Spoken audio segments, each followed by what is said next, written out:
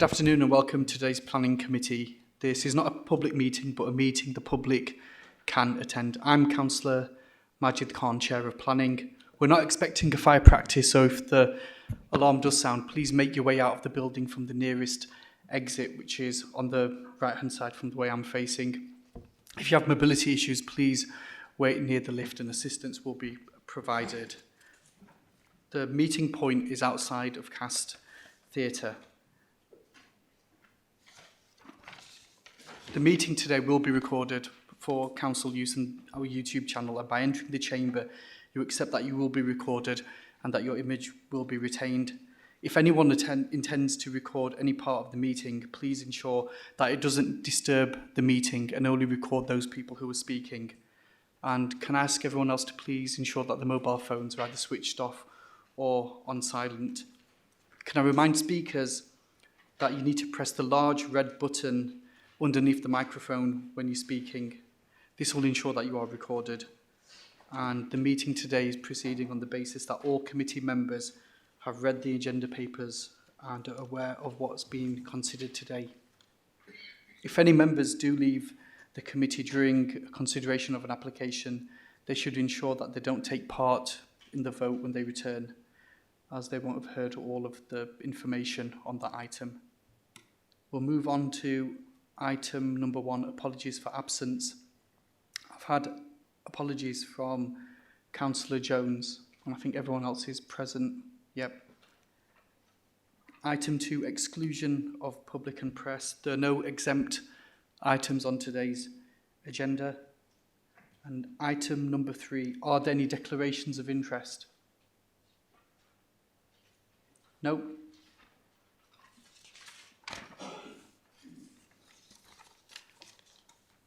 Item 4, minutes of the Planning Committee held on the 1st of July 2025. Can the minutes be moved as a true and accurate record? Is that seconded? Is that agreed? Thank you. Item 5, schedule of applications. Application number 1 is 2302462 FULM, full planning application for 168 residential units, associated car parking, garages, vehicular, pedestrian and cycle access, infrastructure, public open space, landscaping, a pumping station, foul and surface water, drainage infrastructure and biodiversity enhancements at Alverley Lane, at land off Alverley Lane, Bolby, DN49AP. Alicia Murray, the planning officer, will introduce the item. Thank you, Chair. Sorry, Chair, Alicia, sorry, I think Councillor Dawson just wanted to make a comment. Sorry, I'd just like to declare I've been in contact with one of my constituents, well, not one of my constituents, one of the people who live in Bolby regarding this, and I've shared my concerns. I haven't come to a decision as of yet, but I just want to declare that. Okay? Thank you, Councillor. As long as you come into the meeting with an open, impartial mind and you're going to make your decision based on the facts which are presented by officers, then that's absolutely fine. But thank you for notifying us. Thank you. Yeah, this application is for 186 dwellings on an allocated site for housing in Bolby. The application has been subject to several amendments and rounds of publicity.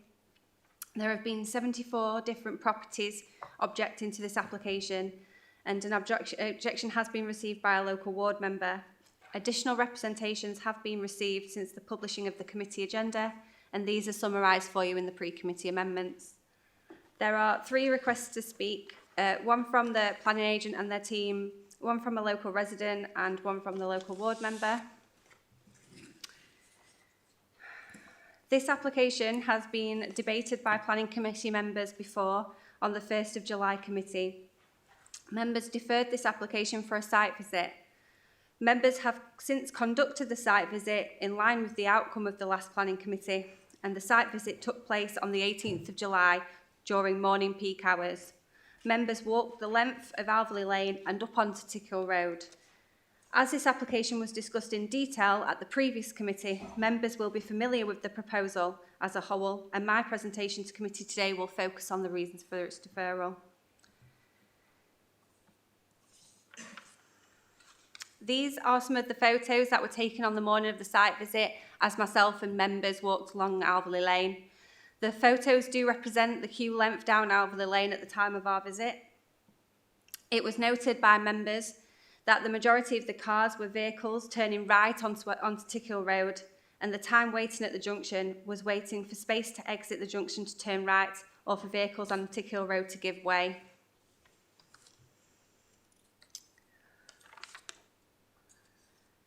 This part of the site visit, there was a lot of discussion around pedestrian movements and how we moved around Alverley Lane.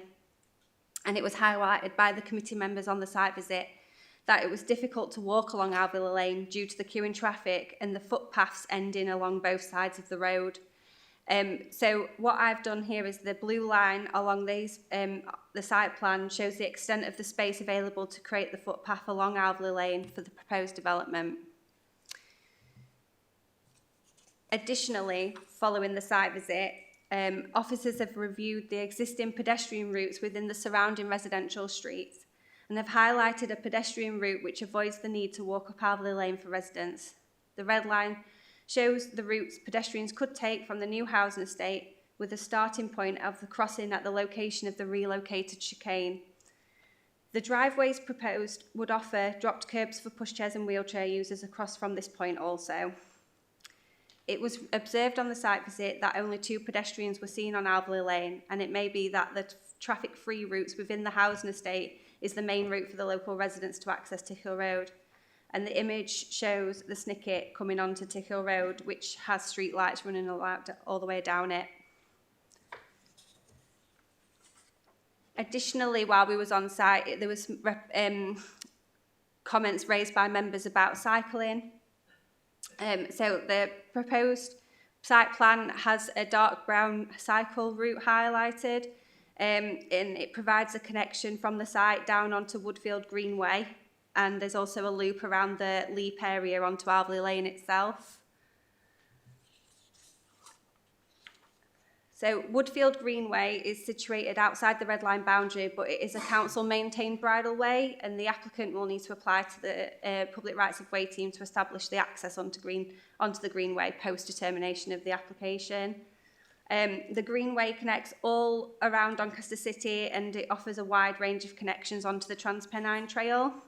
The map that I've put on screen, the green shows the dark green, and the dark blue on the map highlights the traffic-free areas and routes, and the yellow highlights the advised routes through quieter residential streets for cyclists to use. The Greenway is a shared space between pedestrians and cyclists. The council's team have fully assessed the safety and accessibility of the development for non-motorised users. The connectivity of the site and the safety of the users accessing the routes is considered to be acceptable. There's no objections from the Highways Network Management Team, the Highway Safety Team, or the Transportation Team, and there has not been any accidents involving pedestrians recorded along Alverley Lane within the past 5 years. The committee deferred the application for a site visit to assess the highway impact and practicalities of the off-site highway works required.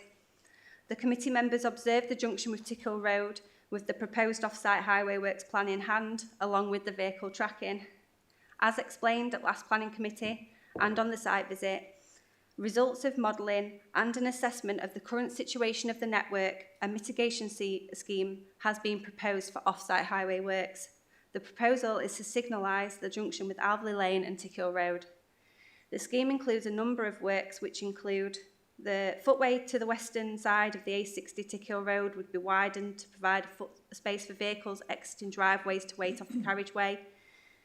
A signalised pedestrian crossing point will be provided across the A60 Tickhill Road, 3 metres to the south of the proposed stop line location, and a second 3 metres to the north of this proposed stop line location.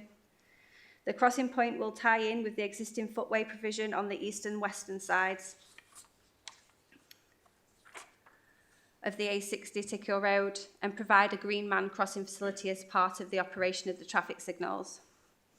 With regards to Alveley Lane, it's a residential street with 20 mph zones, and there is no requirement to provide a crossing on Alveley Lane. It is known and highlighted within the objections that HGVs turning on left onto Alveley Lane from A60 Tickhill Road currently overrun into the approach lane at the junction over a significant distance. In order to accommodate this, the stop line on Alveley Lane would need to be set back by a significant distance from the junction, which would impact the efficiency of the traffic signals.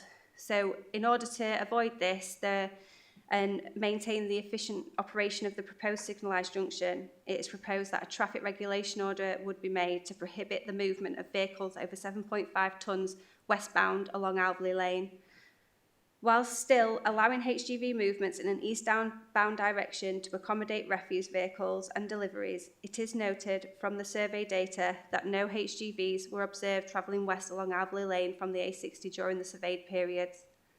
The implementation of a TRO of this nature, prohibiting this movement, would provide a safety benefit for both the junction and along Alveley Lane without impacting on travel patterns of large number of vehicles. The signals would require the relocation of a bus stop on Tickhill Road. This would be provided and improved with additional tactile crossings and drop curbs in its new location. There would be improvements to other bus stops close to the site, including the provision of real-time display and improvements to the service itself. This will be secured via the 278 application and a Section 106 where a financial contribution is required.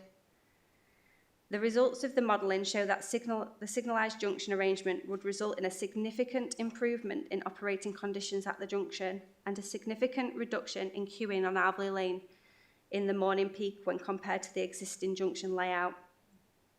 With regards to the queuing along Alveley Lane, signalisation of the junction is predicted to result in a significant reduction in queuing, with a maximum queue of 14 passenger car units during morning peak period in a signalised option, compared with the 59 predicted in the existing junction model.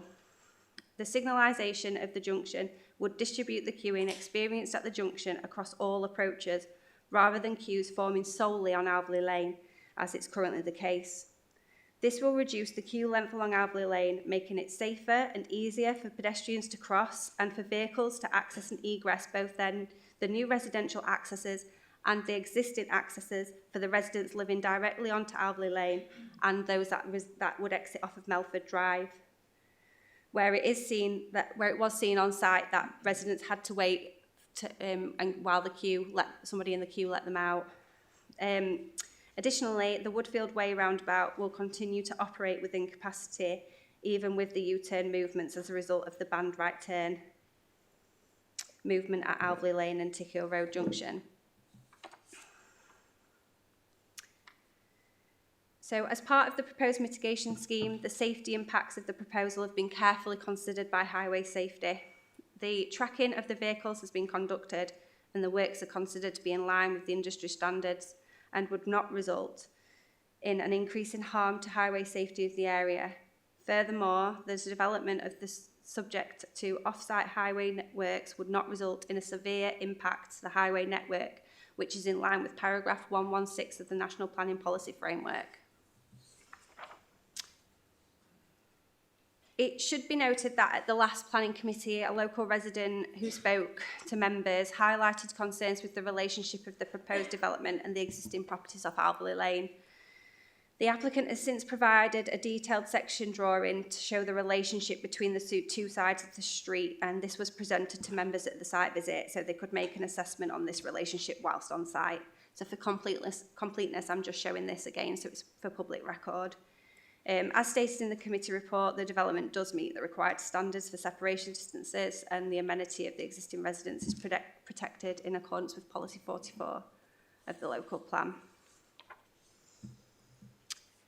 So in summary, the design of the site's accesses and internal road layout has been fully reviewed by the Council's Highways Development Control Team and the Highway Safety Team. There are no objections from any team within the Highways and Transportation Department.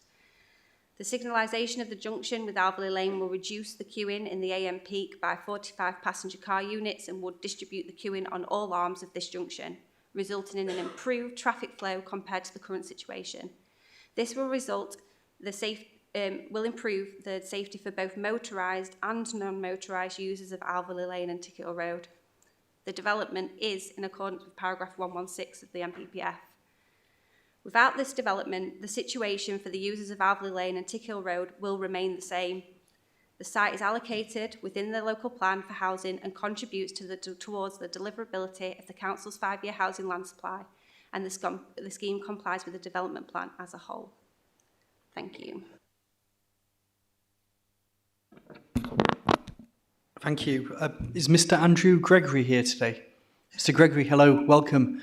You're speaking in opposition to the planning application. Would you like to come forward to the bench right at the front?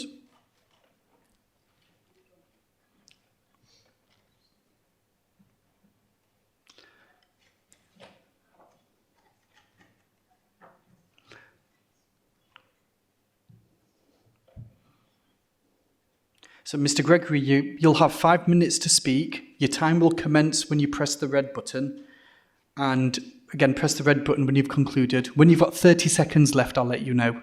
So, ready whenever you are. My name is Andrew Gregory. I'm a local resident, having lived on Tickhill Road for 25 years. Local residents have difficulty accessing their drives. You either have to reverse on or try and reverse off onto the very busy A60. Either way, it's very dangerous. It's the same for those on Alverley Lane too, and I imagine numbers 2 to 22 find it impossible to get on or off their drives. The area has already seen huge building products with the ever-increasing dominion along Woodfield Way. 340 homes already built, 460 currently being built and permission granted for another 390. 48 being built on Cedar Road, 40 on Forward Drive and 38 being built on Sunningdale Road. In addition, there are over 350 homes currently being built on Broomhouse Lane, which will impact this busy area. That's a total of over 1,640. Alverley Lane and Tickhill Road is the route for traffic going to the supermarkets, Lakeside, M18 and A1. This side of Bowlby has already provided its fair share of new housing. Alverley Lane cannot take any more traffic. The land in question had always been Greenbelt, but a few years ago the Greenbelt status was rescinded. Why? The impact on school places, doctors and dentists and many of the local amenities will be overwhelming. The NHS are apparently informed of any new major developments, but I doubt that they can suddenly produce extra provision with the NHS being as it is. The Bowlby dentists have closed their waiting list as it is too long. Sometimes the traffic on Alverley Lane goes the full length of it, with knock-on issues at the Broomhouse Lane, Springwell Lane Junction and on Melford Drive, where people try to shortcut. Issues on the A1 or the M18 also cause severe disruption, as this is the way people try to shortcut it all out. Woodfield Way is already overstretched due to the poor planning of it, and reducing Sanford Road from 2 lanes to 1 was a disaster. 6 months of constant queues during construction to then be left with, well, constant queues. The Bowlby residents have surely suffered enough. Tickhill Road and Woodfield Way have been dug up regularly by the utility companies for many years, resulting in traffic lights and constant delays which would cause havoc during any other construction works. The traffic plan states that there are few accidents at the junction of Alverley Lane and Tickhill Road, which all locals know is absolute nonsense. I recall a figure of 10 accidents in the last 5 years was given for the wider local area. There are at least 10 a year at the Alverley junction alone, as anyone who lives in the vicinity can testify. It also estimates how many journeys will be taken on foot or on bikes to the local shops or to schools, which are vastly overstated. No estimates of how many will be having their shopping delivered by supermarket vans, etc. The latest version of this shows the installation of traffic lights at this junction. That may reduce the high number of accidents, but the traffic issues will still prevail. The poor residents at the top end of Alverley Lane will have constant queues in front of their drives with little chance of getting on or off. The residents on Tickhill Road will suffer the same fate. It's already a major issue and will only get worse. The top part of the lane between Melford Drive and Tickhill Road, where it is busiest, has no point where there is a footway on both sides. You must cross the road to remain on a path. Going back to the transport assessment, it states that Alverley Lane carriageway width is between 5.5 and 6 metres. About 80 metres from the top of the lane, there is a bottleneck which I measured at 4.5 metres. I couldn't see that in the assessment. It is 300 pages long, so I may have missed it, but if it was, surely there would have to be some mitigation for it. If it isn't in there, the question is why not? Are there any mitigations planned for this, as it is difficult for two standard sized vehicles to pass? Anything bigger means someone having to give way. This bottleneck occurs outside numbers 2 and 4 Alverley Lane. According to the report, there is no scope to widen the road. 4.5 metres is not a lot, when one side of it will more often than not have standing traffic on it. This junction is a major problem now, without any additional traffic for 1,300 more new homes. It will also impact on the Broomhouse Lane, Springwell Lane junction, an already busy and problematic junction. The proposed development will have a huge negative effect on the local and wider community. There are plenty of brownfield and derelict sites across the city which would be far better to develop. Mr Gregory, you've got 30 seconds remaining. As the planning committee are elected councillors, maybe it's time to put people before profit and say no to this once and for all and return it to its greenbelt status.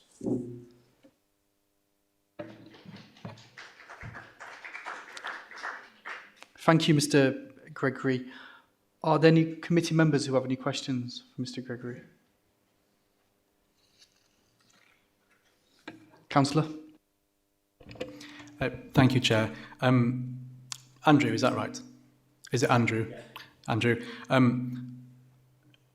As councillors, we do feel the pressure from residents to ensure the decisions we make, especially on planning committee, are seen in a fair and just way. And I would position back to you that saying to put people before profit isn't necessarily a suitable way to phrase it, predominantly because what we do on planning committee isn't just say go directly from what a developer says to us. We take advice from experts throughout the council, as well as then viewing relevant legislation and regulations. We have to follow national frameworks and local frameworks as well. This development, this plot of land in question, has been identified in the local plan as being an area open for development. Okay, so we do value and respect the views that residents do have. However, it is then balanced upon regulations, legislation as well. And if a development is refused for whatever reason, a developer then can challenge that to a high level in government and can bring a legal case against the council. If that developer wins, the council will then be charged for that legal case. Councillor Dennis, is there a question in there anywhere for Mr Gregory? No. I think Councillor Dennis, I think the point that you're trying to make is, as a planning committee, we're impartial, we're fair, we take guidance, and we also take on board views of residents when we make those decisions. Is that?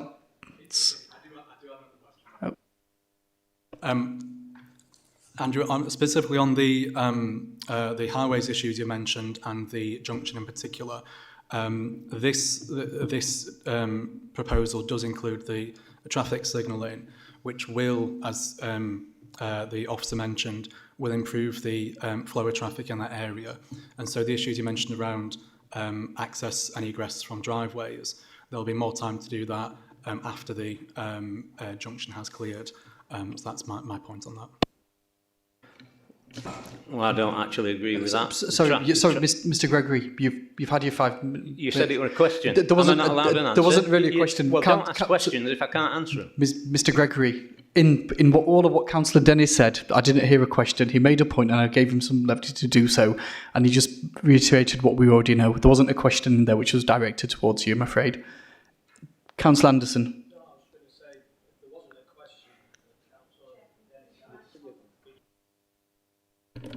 You did let him go ahead, so why can't he respond? Yeah. But Councillor Anderson, so I don't know if you noticed, but halfway through I did say to Councillor Dennis that, is there a question? He said, yes, there is. But he carried on talking without a question there. Now, it's down to me as chair, and I use my discretion. There wasn't a question which was asked, and there's no response. And Mr Gregory's had 5 minutes to talk, and he's put forward the points that he's raised. The question I've got for Mr Gregory is, do you actually live on Alverley Lane, or do you live on Tickhill Lane itself? Sorry, I'm not allowed to answer questions. Fine. In that case, would you like to go back to where you're seated? I do actually live on Tickhill Road. Would you like to go back to where you sat then, if you're not? If Do you say you're not going to answer the question, did you say? I've just answered it. I live on Tickhill Road. You live on Tickhill Road, and you also said that you know personally that there's, is it 10 accidents a year have took place there, is that correct? That's a minimum. I see them all the time. It's a regular occurrence. Anybody that lives there knows that. Okay, and do you have the data to back that up so I can submit that to the officers? No, of course I don't. You know I don't. So how do you know that there's 10 accidents a year then? Because I see them. Thank you. I live about 100 yards from there. Okay, thank you. Are there any other questions for Mr. Gregory? Thank you, Mr. Gregory. Is Councillor Crucian here today? We've got him down as a speaker for... Sorry? He was. Would one of the officers, if you wouldn't mind, would you like, just go outside and see maybe if he is in the members' lounge? Thank you.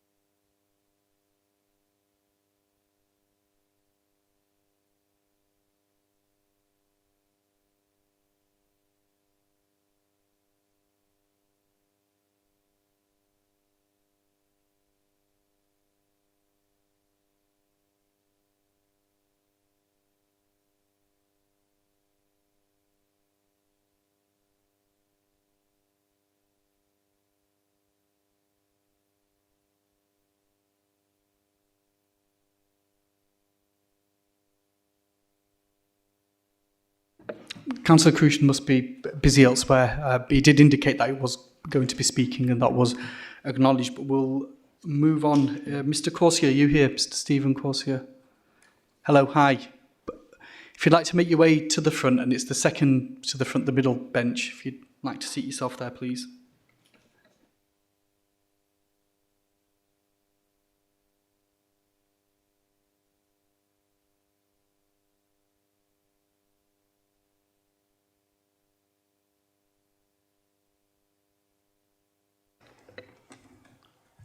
So you have 5...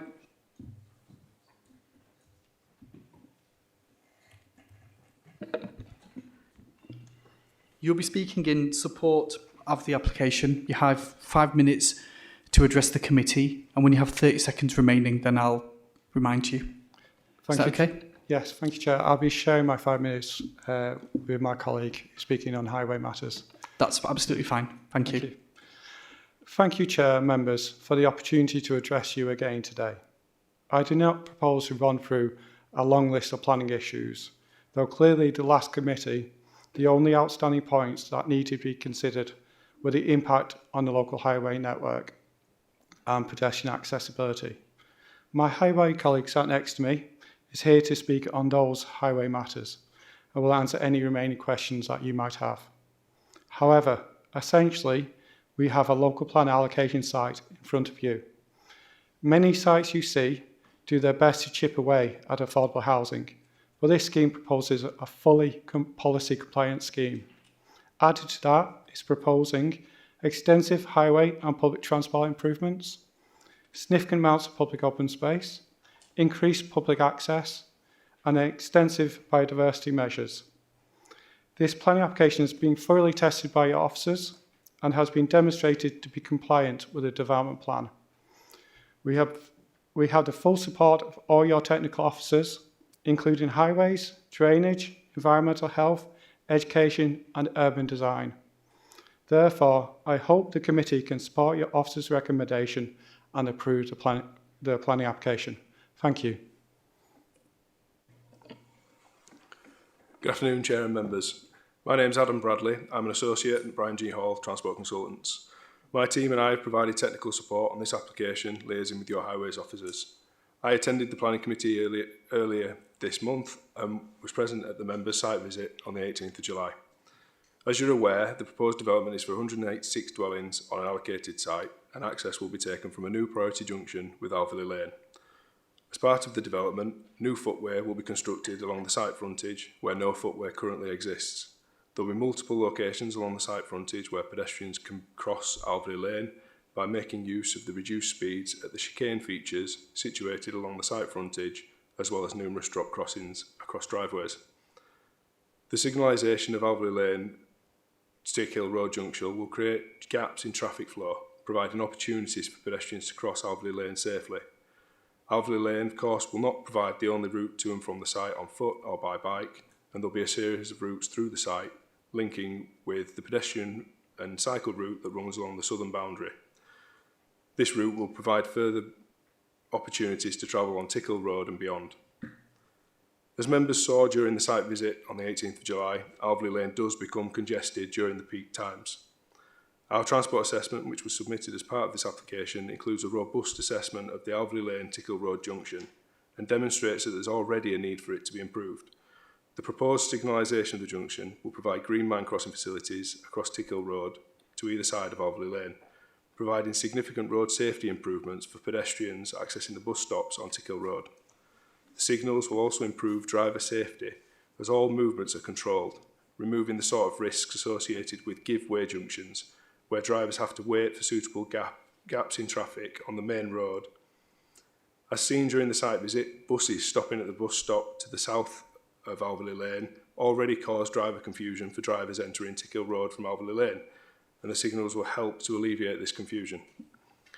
In terms of capacity, the signals are predicted to operate considerably better than the existing junction would in the future, even with the additional development traffic.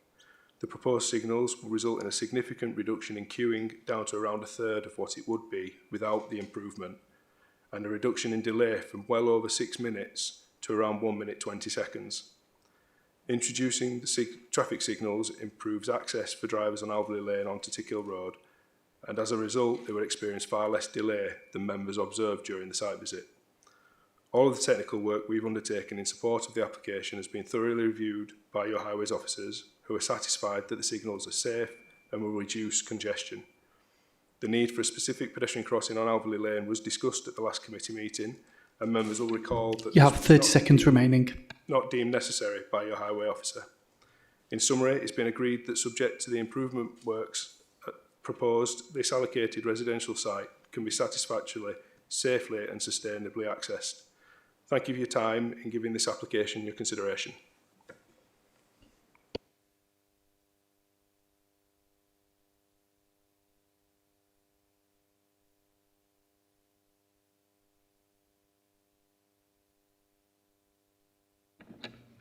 Committee members, do you have any questions for Mr. Bradley or Mr. Corso in relation to their submission? And just a reminder that Mr. Hunter is also here, who's an education consultant also.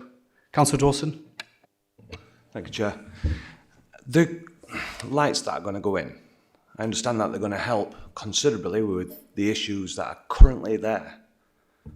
But we're talking about adding 186 houses. That's 186 cars if it's just one parent, double that if it's two. If you've got teenagers, that's 3, 4, potentially if you've got a 19 and a 17-year-old. Are you accounting for this influx of cars? Yeah, so it's not quite as simple as that in terms of the number of trips generated per dwelling. So we've used a database that's the recognised approach to determining the trip generation of a scheme. So based on those figures, we've then projected 5 years from now, which includes background traffic growth, and then another 5 years from that. So we've looked 10 years into the future, which includes background traffic growth, it includes the trips associated with the development. That's all then been modelled at the existing junction, and that has then meant mitigation is required, which has led us to the traffic signal option, which are the results that you see in front of you today.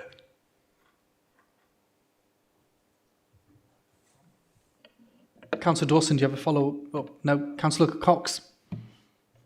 Thank you. I'd just like to ask what you just mentioned there about trip generator. The trip generation, is it developed on number of parking spaces within the development? So the TRICS database that we use to generate this data is based on lots and lots and lots of surveys of similar sized sites around the UK. So it's based on the number of properties and how many trips are generated by a development of that size. So you get a number of vehicle trips per dwelling, which means you can then factor that up based on the size of the development. So for example, I mean, I didn't get it there because we know that some properties might have 2 parking spaces off street. Some might have 1. Now, does that take into account any that aren't parked in a designated parking space?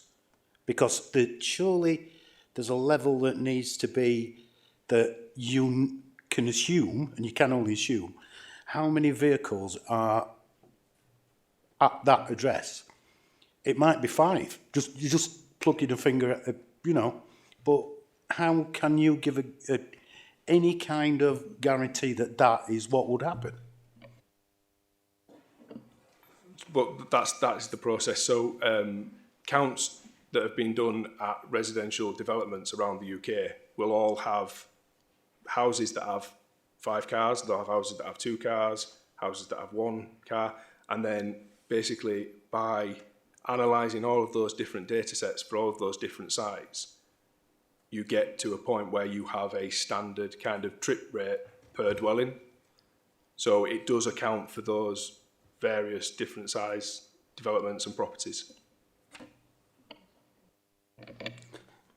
So let's say, for example, we're taking this model, this trip generator, from all developments of this size from all over the country. Is there another application that has been identical to this with an ingress and egress as it is that would give you a guaranteed model outcome? It's only possible to use the data that is available. So this was 186 dwellings. We will have selected surveys that cover developments of 100 up to developments that account for 300 units. And from all of the data for all of those size developments, you get a standard trip rate for the size that you're looking at. So it's not just specifically developments with 186 units. It considers all locations that are similar to Alverley Lane. So it's on the edge of a town centre, it's on the edge of a neighbourhood.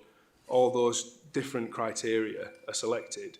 So the only surveys that are considered as part of that trip generation exercise are in similar sites to what we've looked at. So that's why you get a kind of a standard trip generation. I'm going to bring in Councillor Anderson, then Councillor Kidger. Councillor Kidger, you've got your microphone on. If you could turn it off until you can speak. Thank you. The new signalisation at the top of Alverley Lane, Tickhill Road, it's been mentioned a couple of times, the need to wait to be left out will disappear. But isn't that problem, if I've got this right, will only be kicked further down the road? Because the cars coming out of the new development will have to wait to be let out onto Alverley Lane. So as part of our assessment, we've looked at the site access as well as the Tickhill Road junction. The signalisation of the Tickhill Road junction will control the movements at the junction, as in it will allow specific time for vehicles to leave Alverley Lane every cycle. The queuing is shown to extend to 14 vehicles from the Tickhill Road junction. So that's not going to queue past the site access. So the queuing won't impact on people leaving the site access. Is that the question? Is it the queue's going to prevent people leaving? Well, sort of. I'm talking about the cars coming out of the new development. They will have to wait to be let out onto Alverley Lane, won't they? That's the point, yeah. They will, but that has been assessed as well as a part of the transport assessment. Councillor Kidger. Yes, thank you, Chair. The modelling of traffic. Now, I would accept that your modelling algorithm is robust. I would doubt your data. Your data is based on national averages. What evidence have you got that the Overley Lane development conforms with national averages? You're dealing with people. It's a chaotic system. So how sure are you that the data you've used for Overley Lane conforms with national averages? It's the industry standard approach to trip generation. We've discussed that at length with your highways officers, and that's an agreed approach. Councillor Dennis. Chair, I promise this actually is a question. Yeah, I've got a couple actually. How many transport assessments were put through as part of this application?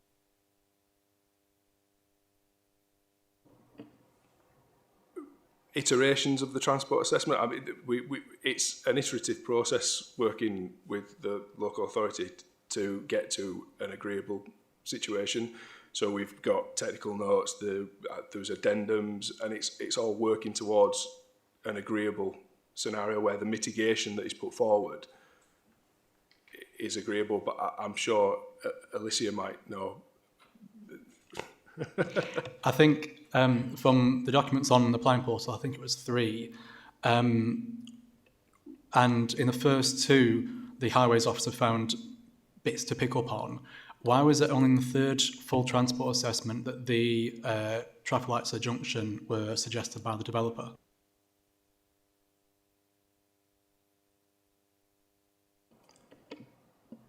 So the mitigation comes through that conversation and that process. We were in discussions with the local authority about whether mitigation was required or not. And so that iterative process led us to that final transport assessment, which included the traffic signals. And then the traffic signals evolved from that through a technical note and various meetings to discuss how we do mitigate the issues that are already at that junction. And how much is the traffic signalling going to cost? And is it the council or developer picking up that bill? That will be a developer cost. Okay. So is it my assertion is that it took 3 full transport assessments to get to the point where traffic signals are suggested because the developer wanted to not spend that money improving a junction which for decades has needed improvement. That's not a question, doesn't require a response. Colleagues, any other questions? Councillor Wood? Hi. Sorry, Councillor Kidger, did I forget about you? I did, didn't I? I'll bring you in after Councillor Wood. Hi. What contingency did you put on your plan? When you said you'd done 100 to 300 properties, did you put in a 10% contingency for extra traffic or 5% or just said, right, that's it, that's all we need? I'm not sure what the exact numbers are that we've used in our assessment without digging that out, but the general rule of thumb is half the amount that you're proposing and then another half on top or even double on top, so that you get the broad range of trips that are considered within that pool. And then just picking up on Mr Gregory's point, there's some more properties that have been planned further up on the development. Did you take that into consideration in your pack? So as part of the future year assessment, committed development is included within that. So the trips associated with those off-site developments that are already coming forward are included within the future year assessment. And is that half and half again on that? No, that's 100% of the development trips from those developments. So they're all taken from the planning portal, put into our modelling as additional trips on top of national traffic growth data and any other committed development. So your original plan is whatever it is plus half and half again, and then your 5-year plan is whatever it is plus half and half again, plus the additional development that we're seeing in 5 years' time based on what the current plans look like.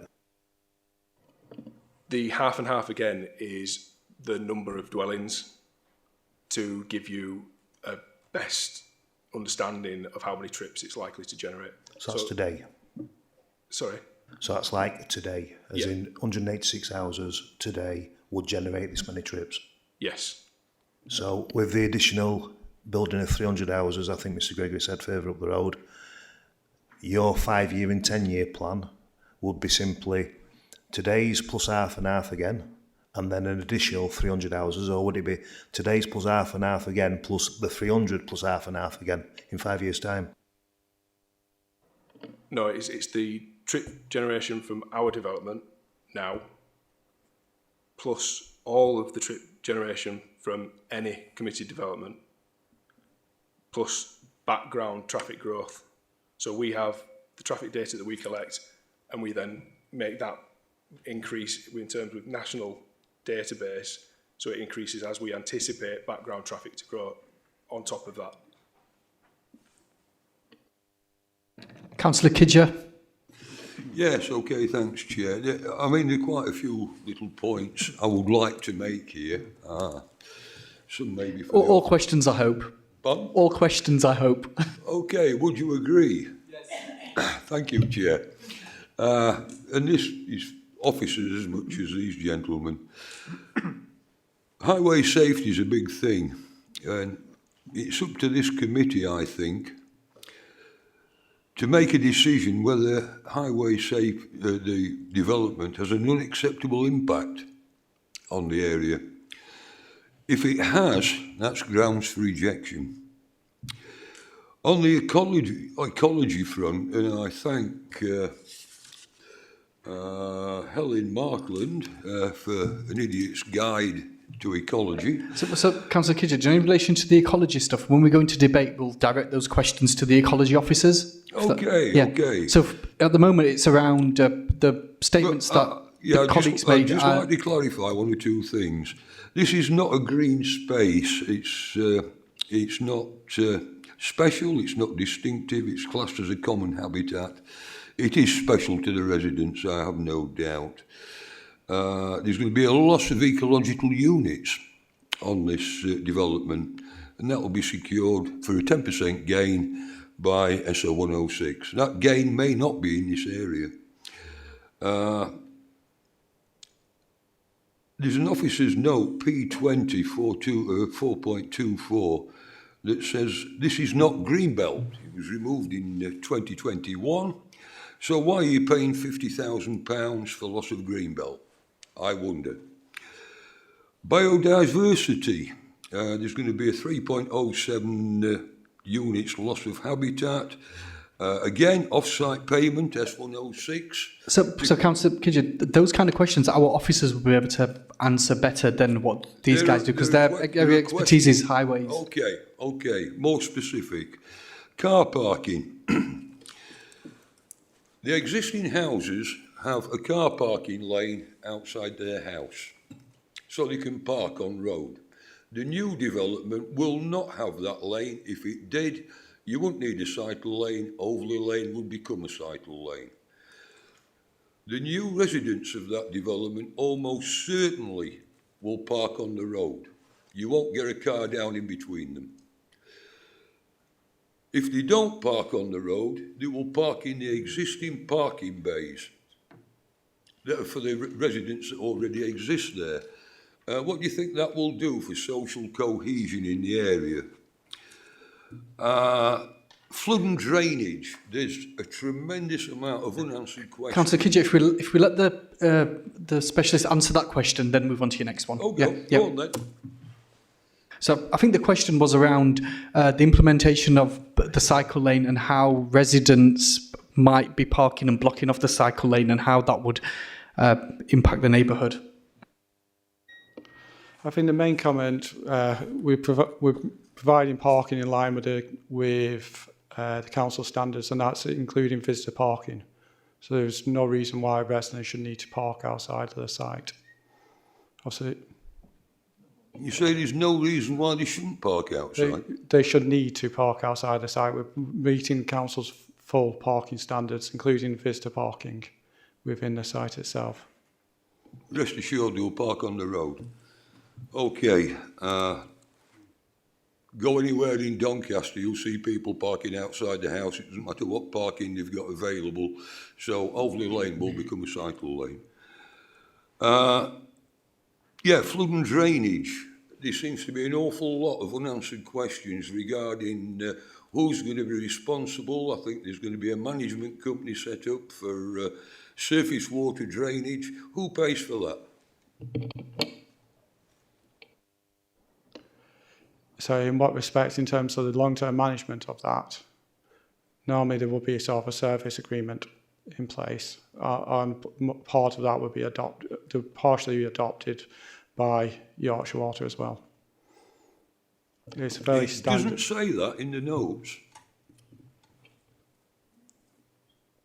If you could tell me what the notes say, I can respond to that. Would you like to go through? So again, Councillor Kidger, if we direct that to our officers, they'll be able to give clarification on that, and then we'll. Okay. Yeah. They can... Okay, we'll go on. Well, site management plan, forget that because it never works. There's an informative P62 where the council's asking you to look at gigabit fibre. Are you aware that there is no gigabit fibre in that area? They're still running on twisted pair. They'll be looking to get 35 meg, never mind a gigabit. It'll cost a fortune. Have you done any inquiries with either Openreach, City Fibre or anybody like that for the installation of gigabit? So I think the provision of internet and other services, that is not something which we can expect these guys to realistically answer. It would, in fairness, can we? You know, they may have made inquiries, they may not have made inquiries. That's Well, just asking the question. yeah, it's a commercial decision which you know, whichever broadband provider of choice wants to come along and provide that service, isn't it?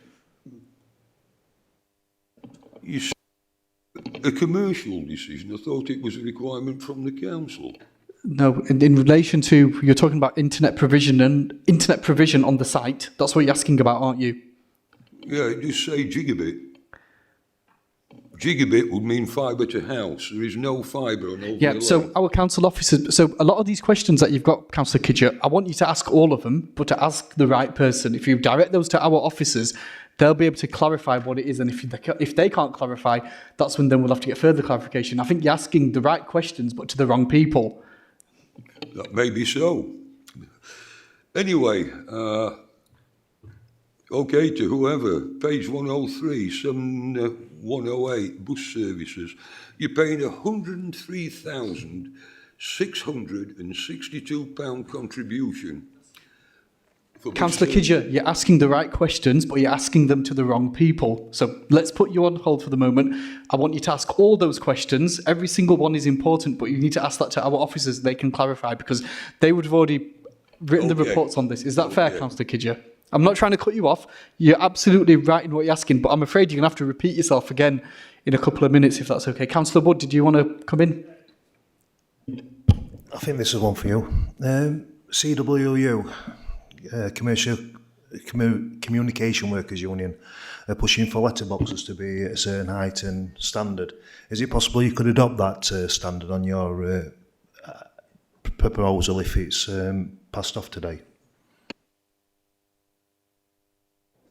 I wouldn't see why we would have any major objection to that. Obviously, we wanted to, yeah.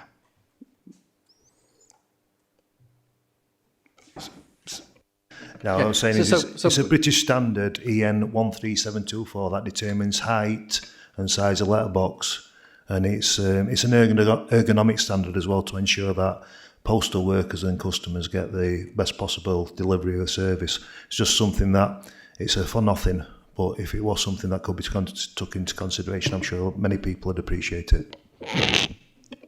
Yeah, I'm sure the developer would be amenable to that. Yeah. Councillor Dennis. Thank you. Sorry, I forgot your name. The education specialist. What's your name again? Ben Hunter. Ben, nice to meet you, Ben. So this particular planning committee have got an interest in education provision and money towards that. And I believe you're the first education specialist we've had the privilege of talking to. So I will centre my question around this development, but it's useful for us for information as well. What process have yourself, as on behalf of the developer, gone through in regards to coming to the conclusion that no extra provision is needed for education for this development? Happy to answer that question. So I believe we have education with us today as well, who I'm sure would be happy to confirm what I'm speaking of. We've spoken to them before, so it's interesting to get a developer side. Happy to do that. So there is a formal consultation response that is received from Doncaster Council Education. That is then reviewed, usually by an education specialist such as myself, to establish whether there is a need for additional school provision. It has never been the case in relation to this site that there has been the need for any primary school provision because of the number of surplus places. And also the same is true of secondary. I know that the issue around secondary has come up, certainly within this committee and at the previous committee.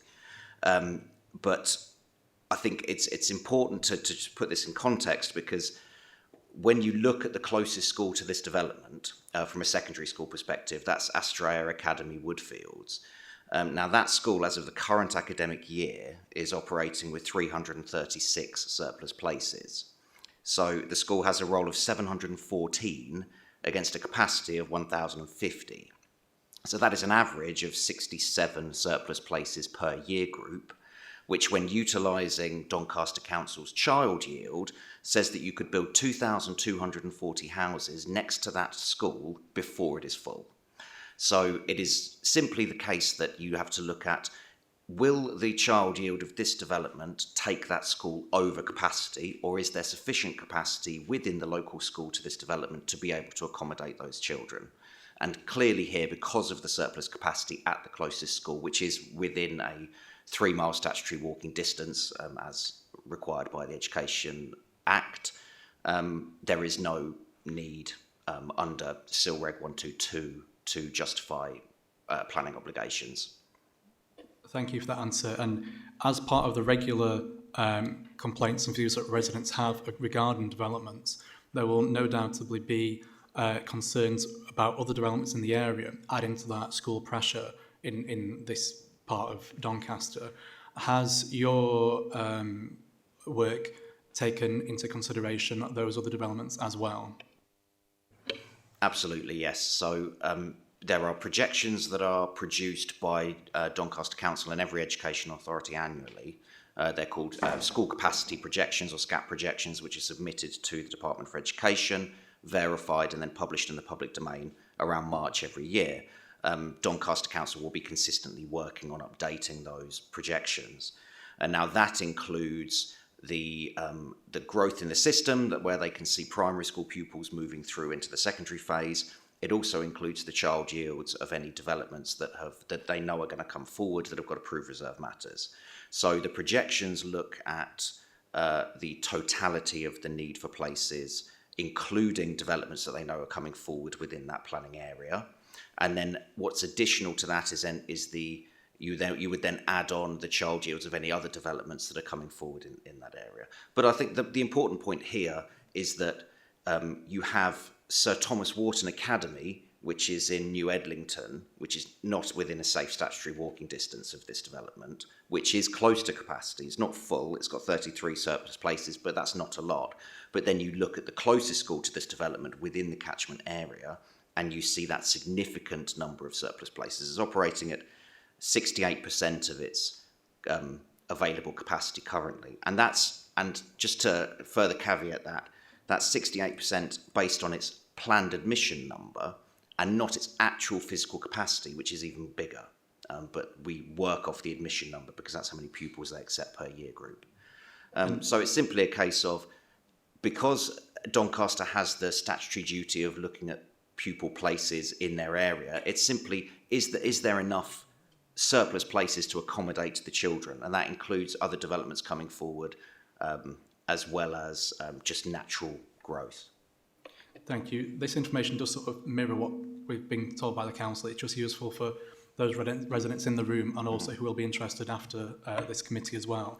Just finally, you say that Sir Thomas Wharton, the next closest secondary school, is close to capacity.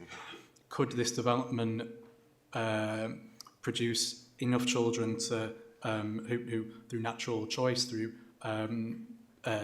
better education opportunities or children going to that school, etc., go over that limit currently at Sir Thomas Wharton, and if so, could the development fund that provision?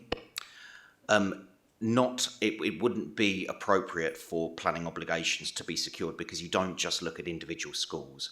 It would not be good it would not be a good use of public funds to expand one popular school when you have another school that's got a lot of surplus capacity, because all that would mean is a further detriment to the existing school. That school would have to shrink. You have to look at whether there is sufficient capacity across the area for the pupils that require a place, and just in terms of school place planning, popularity and parental preference doesn't come into account. What's important is that there is just sufficient space for the pupils that need a place.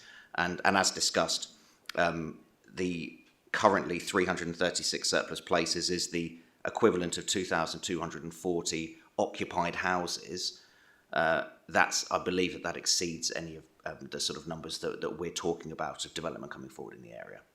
Thank you. I wouldn't keep on quoting that 2,000 figure because the residents might think that they're going to have another 2,000 houses on their doorstep. But point taken. Thank you, Chair. Thank you.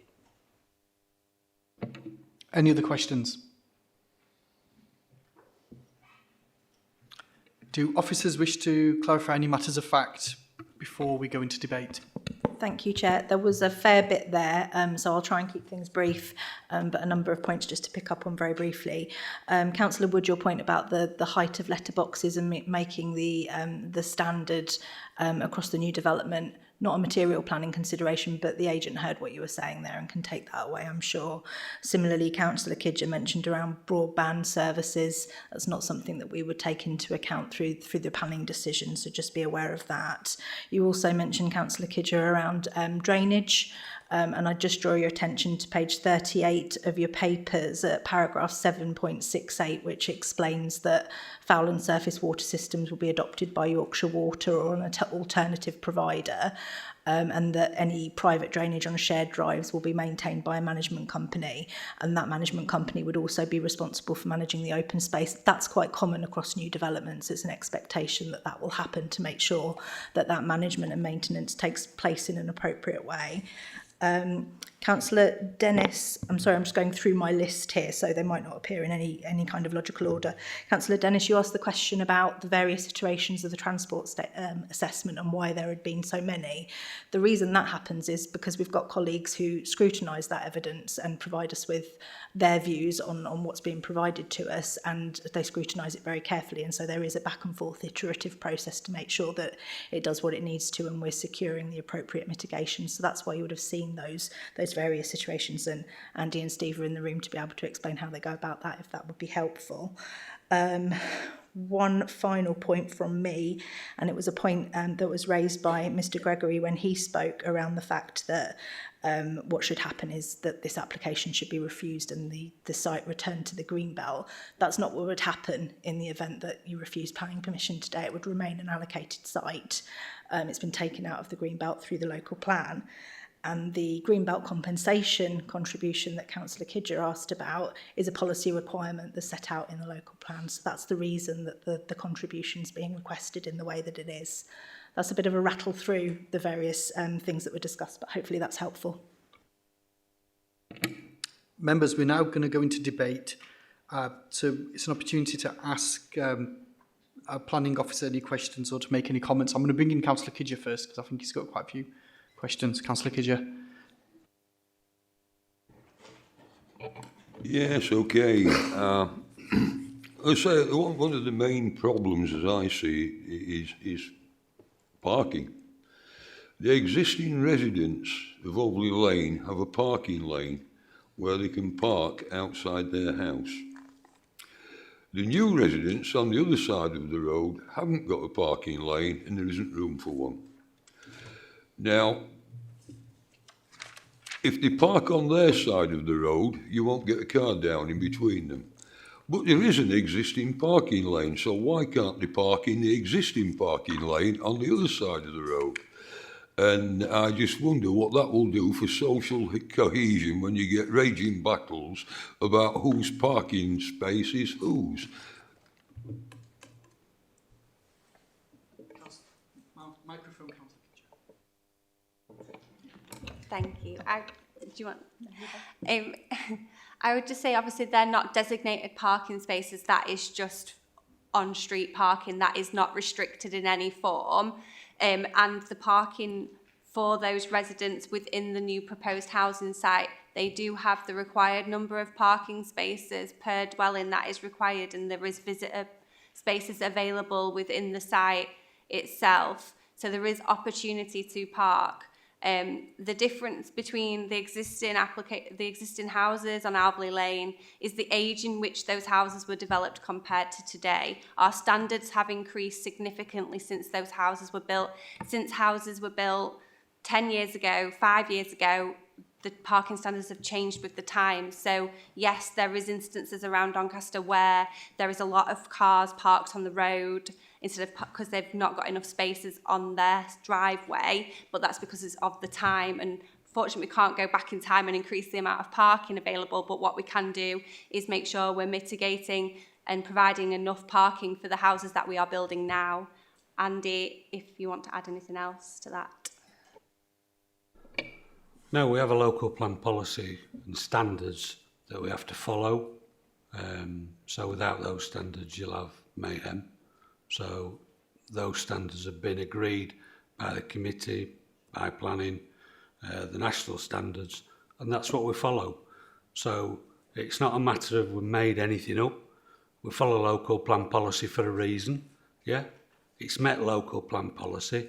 So I don't debate anything with the developer over that or the number of spaces that are allocated to each unit.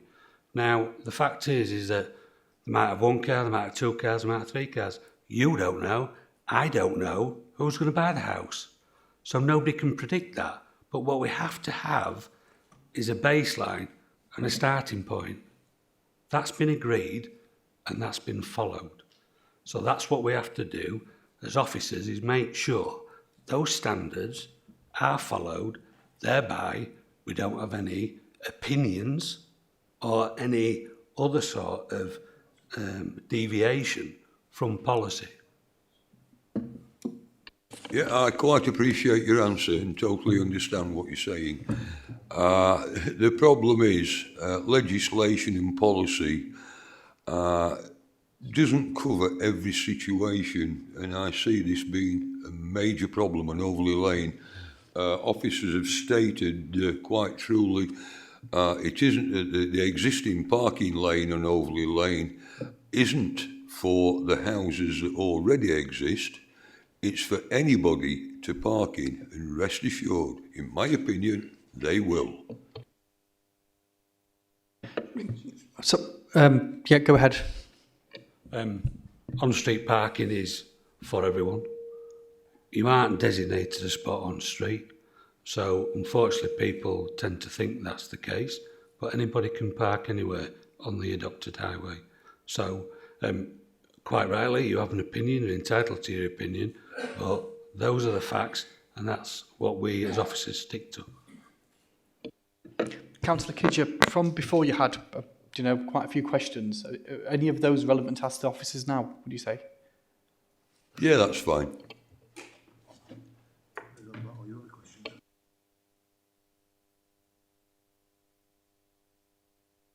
Yeah, if I may, Chair, my colleague has lost a voice. So I'm speaking for both of us.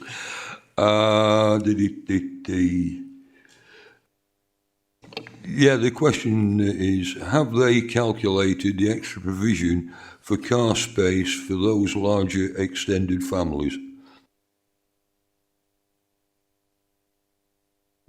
Again, the amount of parking spaces is within the guidelines and the legislation for that number of bedrooms per house. So like a 1-bedroom house or a 2-bedroom house only has to provide 1 space, but a 4-bedroom house has to provide 2. That is all accommodated within the legislation, and it all meets that. And then, like I say, there is visitor spaces allocated within the development itself. Yeah, thank you. Councillor Dennis? Thank you. Picking back up off of Councillor Kidger's point about the parking on Alvey Lane, this is probably where the legislation is so rigid that it doesn't allow for potential common sense and future use of that road. When if the development does proceed and there's driveways accessed off of both sides of Alvey Lane, we see it in our current developments that you will have cars parked at the end of the driveway, which will then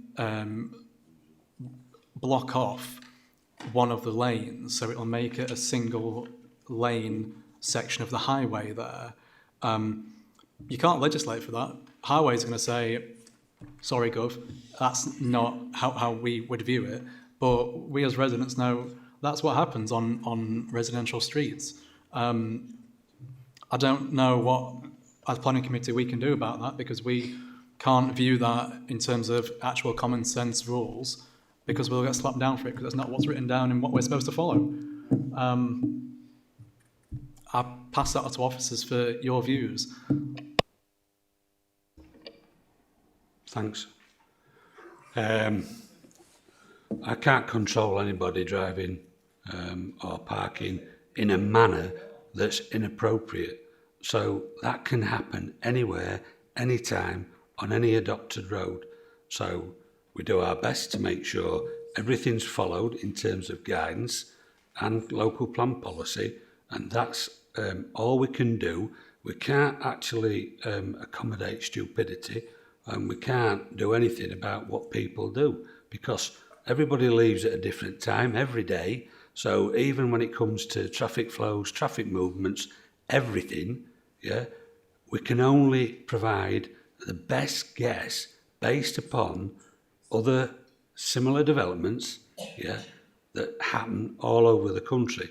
So I ain't got a magic wand, yeah, I can't change people's habits, but what we can do, and what this application does do, is provide a safe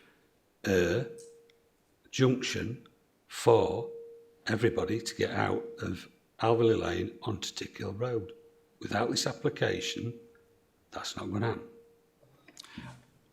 And Andy, I appreciate, I could have written the first half of your response for you. The second half, in terms of the Alvey Lane Tickhill Road junction, yeah, it's great that this development would put forward that traffic light signalling, but probably as a highways authority, it should have been done before now. But yeah, I think my point's been made about we can't legislate for stupidity, no matter how much we might want to. We also are up against all funding, lack of funding, as every council is. So actually, to even get the monies to do a lot of what we should be doing, yeah, is again rather impossible. Councillor Anderson, do you want to come in, please? Yeah, this is one for highways. Obviously, 186 houses is a big development. So the cars that are going to be on that new development are going to be large. But there's also visitors, taxis, Amazon vans. So would you agree it's going to add significantly to the amount of vehicles that will enter and come out of that new estate if it does get planning? The definition of significant is well used, Councillor Anderson, but what you've got to do is take it in context.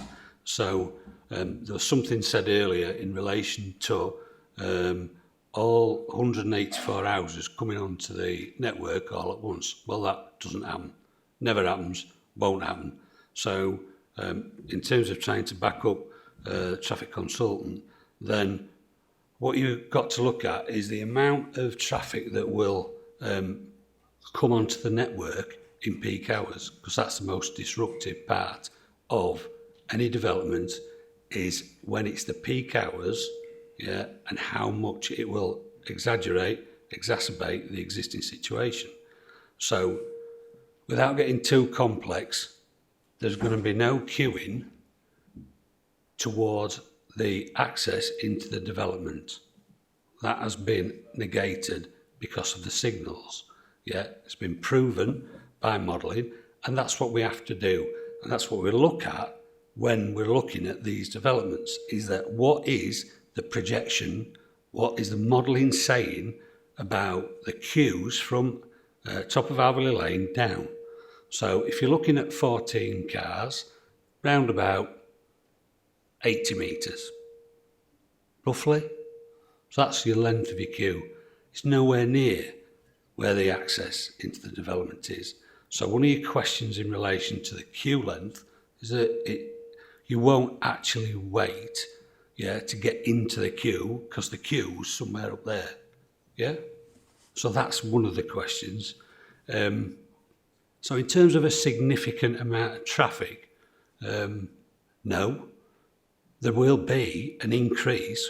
Whether that's significant, when you compare it with what you're going to get with the signalisation, then no.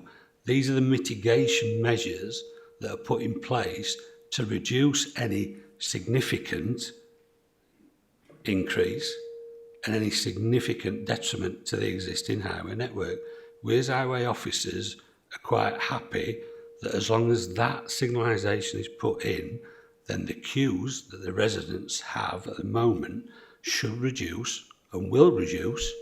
Yeah, and there's also, and this will be Councillor Cox's favourite one, is that there's going to be mover on these signals. Now, mover is an ongoing re-educating computer system that looks at the queue lengths, and there are experts that can actually say, right, once it gets to that queue length, then we'll flush the junction. So that means that if it gets to a certain point, then that priority goes to Alverley Lane and it will get rid of the queue. So there are certain things that are all in place that you've got to consider the benefits of this. So entirely up to yourself what you do, that's what you're there for. And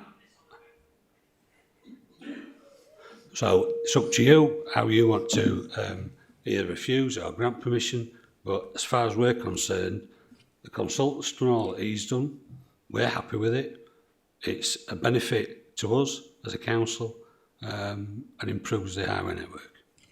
I'm going to bring in Councillor. I just want to make a point of clarification as well. The MPPF is specific and it says severe impact in all scenarios, and that's maybe a little bit pedantic from me, but it's not a significant impact, it's severe impact in all scenarios. I did some research in Googling and whatever, and it could easily be over 1,000 vehicles extra per week. So, just one more point, I'm not sure this, I had concerns when we walked up Alverley Lane as well. At the top near the junction, there was a blind spot. So is there anything there to mitigate that? There was a wall. So if you walked up to that wall, you really had to step onto the road, to see any oncoming traffic. So is there anything to mitigate that? Councillor Anderson, can you just clarify, is that walking up Alverley Lane or walking along Tickhill Road? So you come up Alverley Lane to the top and... Yep, okay. On the right-hand side where the development is, if you walk up the right-hand side, there was a wall there that was blocking visibility. That is a wall to a property, a private property. It's not within the adopted highway. So there's Hopefully nothing that can answers be your done. question. Yeah. It's not in the council's ownership or in the applicant's ownership. So it's private property. But it is an issue for pedestrians, though, isn't it? That's where the footpath ends. If I'm thinking it's the right position, in the same position, that's where the footpath does end.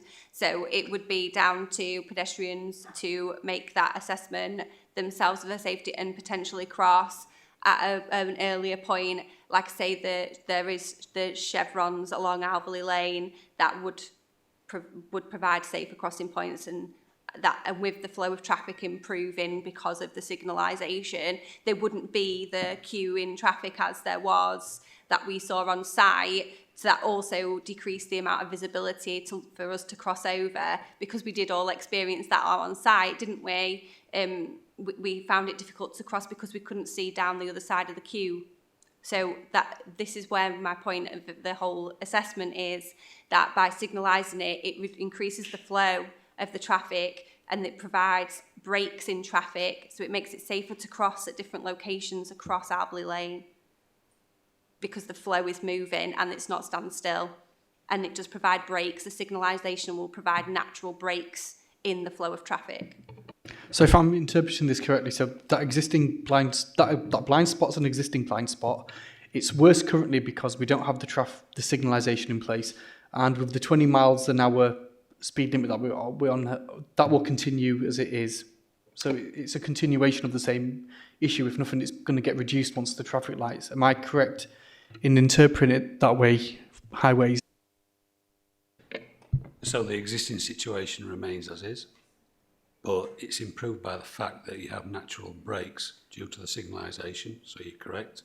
And also, as with any junction, we expect people to turn and look in all directions before they cross the road.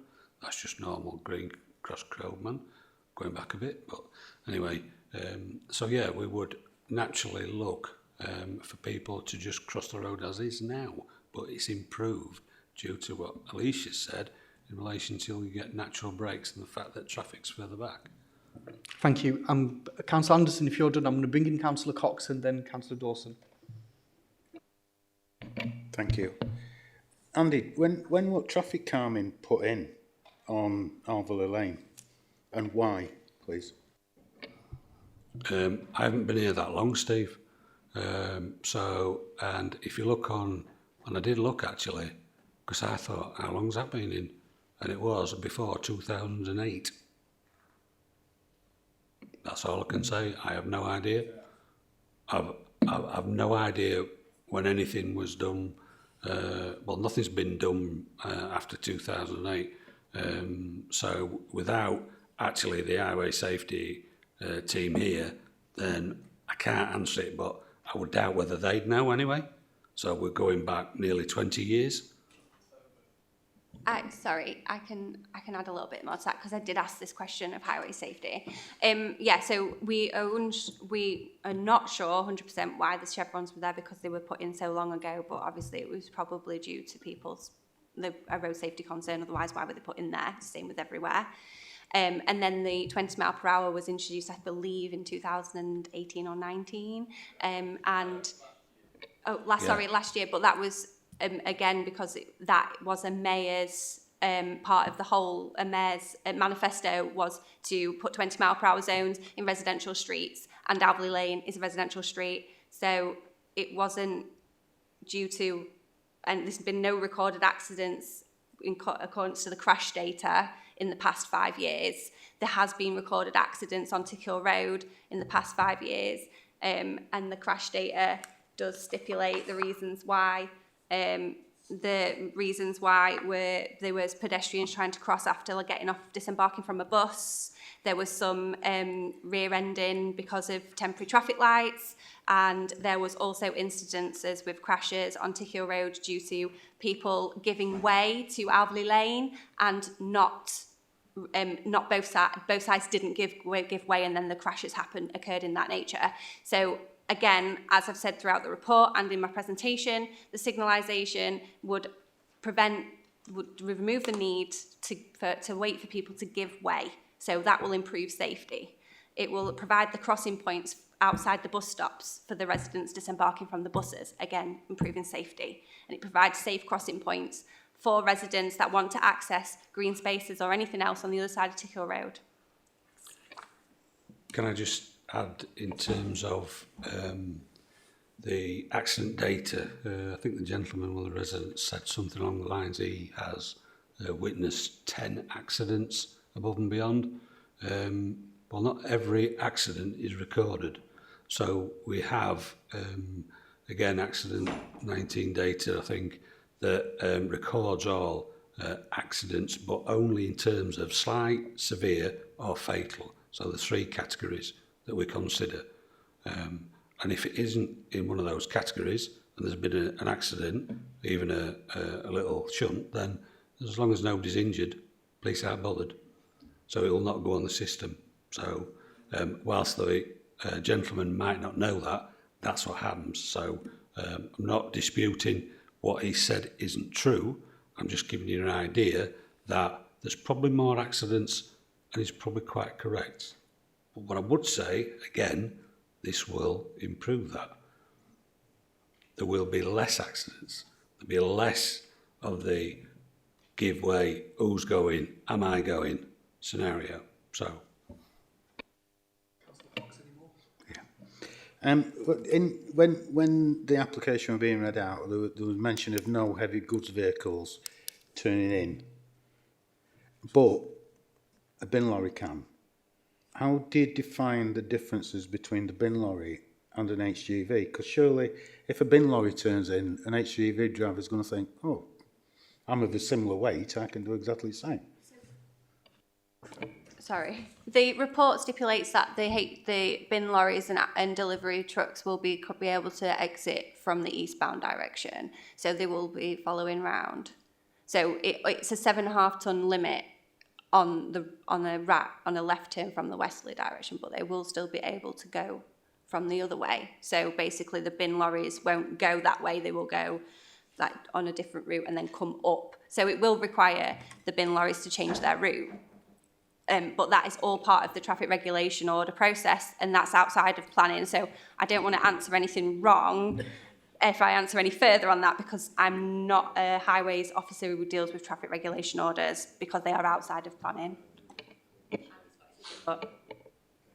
So when it comes to 7.5 tonnes, you'll also find that the sign says except for access. So there is always the odd occasion whereby something over 7.5 tonne would need access.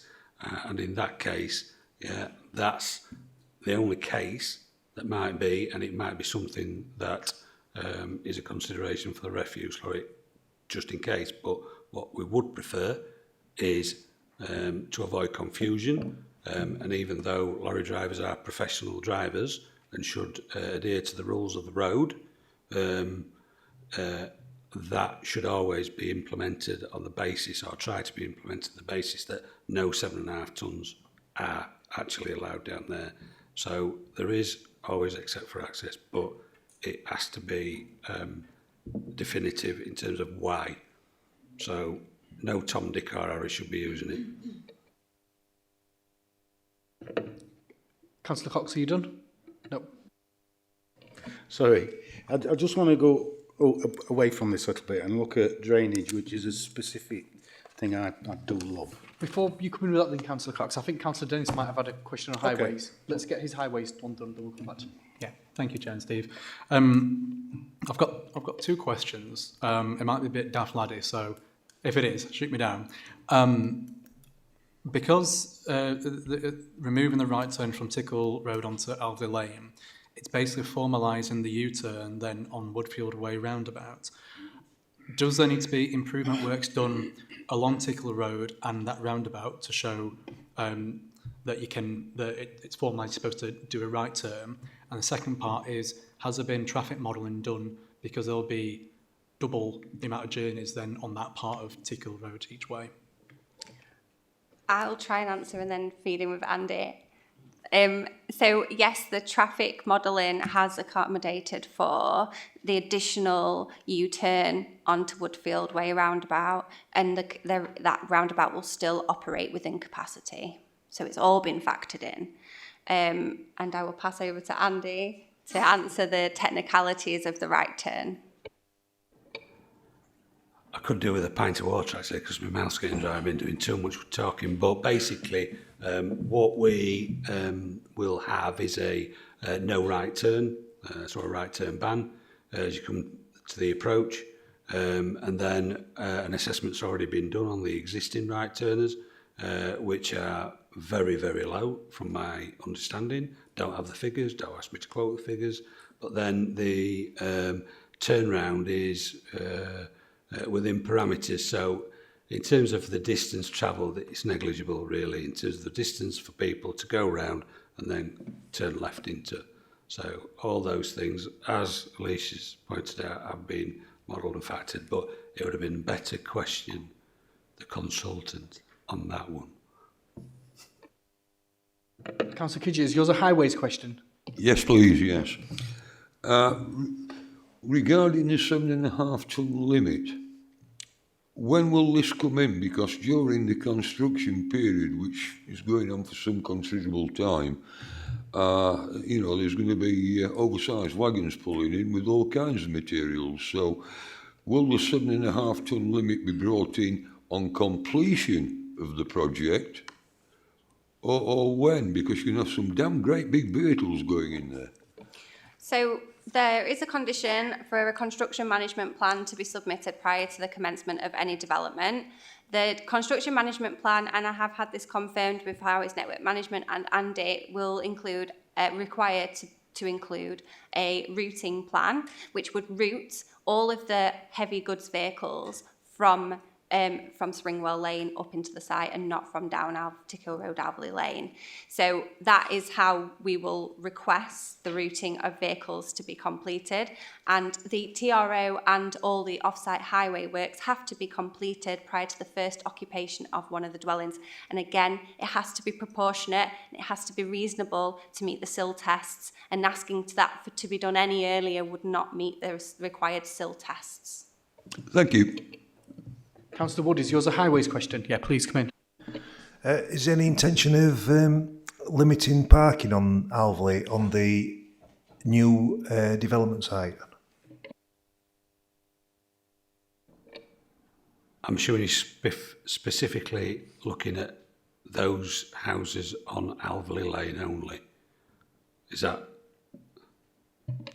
I'm just expanding on Councillor Kidger when he said that there's going to be people parking on road. If people do park on that side of the road, even though there's no parking cones available like on the other side of the road, then effectively we're going to be blocking traffic going from Tickhill Road down. Now, are you planning on putting limitations by way of no parking or no stopping on that road to stop what Councillor Kidger said, or are you just going to let anybody park on that road to create even more problems as you go down Alverley Road? There is no implementation of parking restrictions down there. Parking restrictions in residential areas are only done as an absolute last resort. So what we would do is, if it is or does become a problem in the future, then it's not to say that we wouldn't look at implementing some kind of parking restrictions. So that is still possible. But rather than go the negative and say there will be, both you or I can't say exactly there are going to be problems. So until problems occur, then we will hope that people are cooperative, understand the rules about obstructing the highway, and it isn't allowed. There is always a possibility that we can implement a traffic regulation order to restrict parking if it's deemed necessary. But our first course of action is always to allow the development to occur and see if there are any problems, react to problems if and when they occur. Is that fair and reasonable, rather than saying restrict it all? Because that's what we always tend to do, because you never know what's going to happen down there. You or I both can't say what's going to happen. I agree that nobody can predict what's going to happen, but what you can do is from life experience work out what's going to happen. And let me just finish up what I'm saying. What I'm getting at is that Councillor Kidger quite rightly said that when visitors visit them houses that are on Alverley Lane, if they don't park on the drive, the natural thought is they're going to be able to park on Alverley Lane. So without any restriction there, that's what's going to happen. So once that happens, we do know that traffic coming down Alverley Lane is going to get very busy.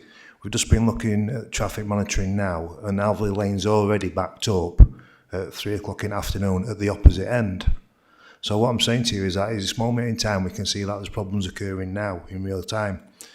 We've got traffic restrictions already by the implementation of the road traffic calming islands that have been put down there. So that's going to further slow traffic down that direction. And when you said about using the path, at the moment nobody lives on that side of the road. So now that there's going to be 186 houses on that side of the road and we do create a path, when you get up towards Tickhill Road, there's no safe crossing point to the other side of the road. So if you want to go onto Tickhill Road, you walk past, I think it's called Farm Close or something, I can't remember its proper name.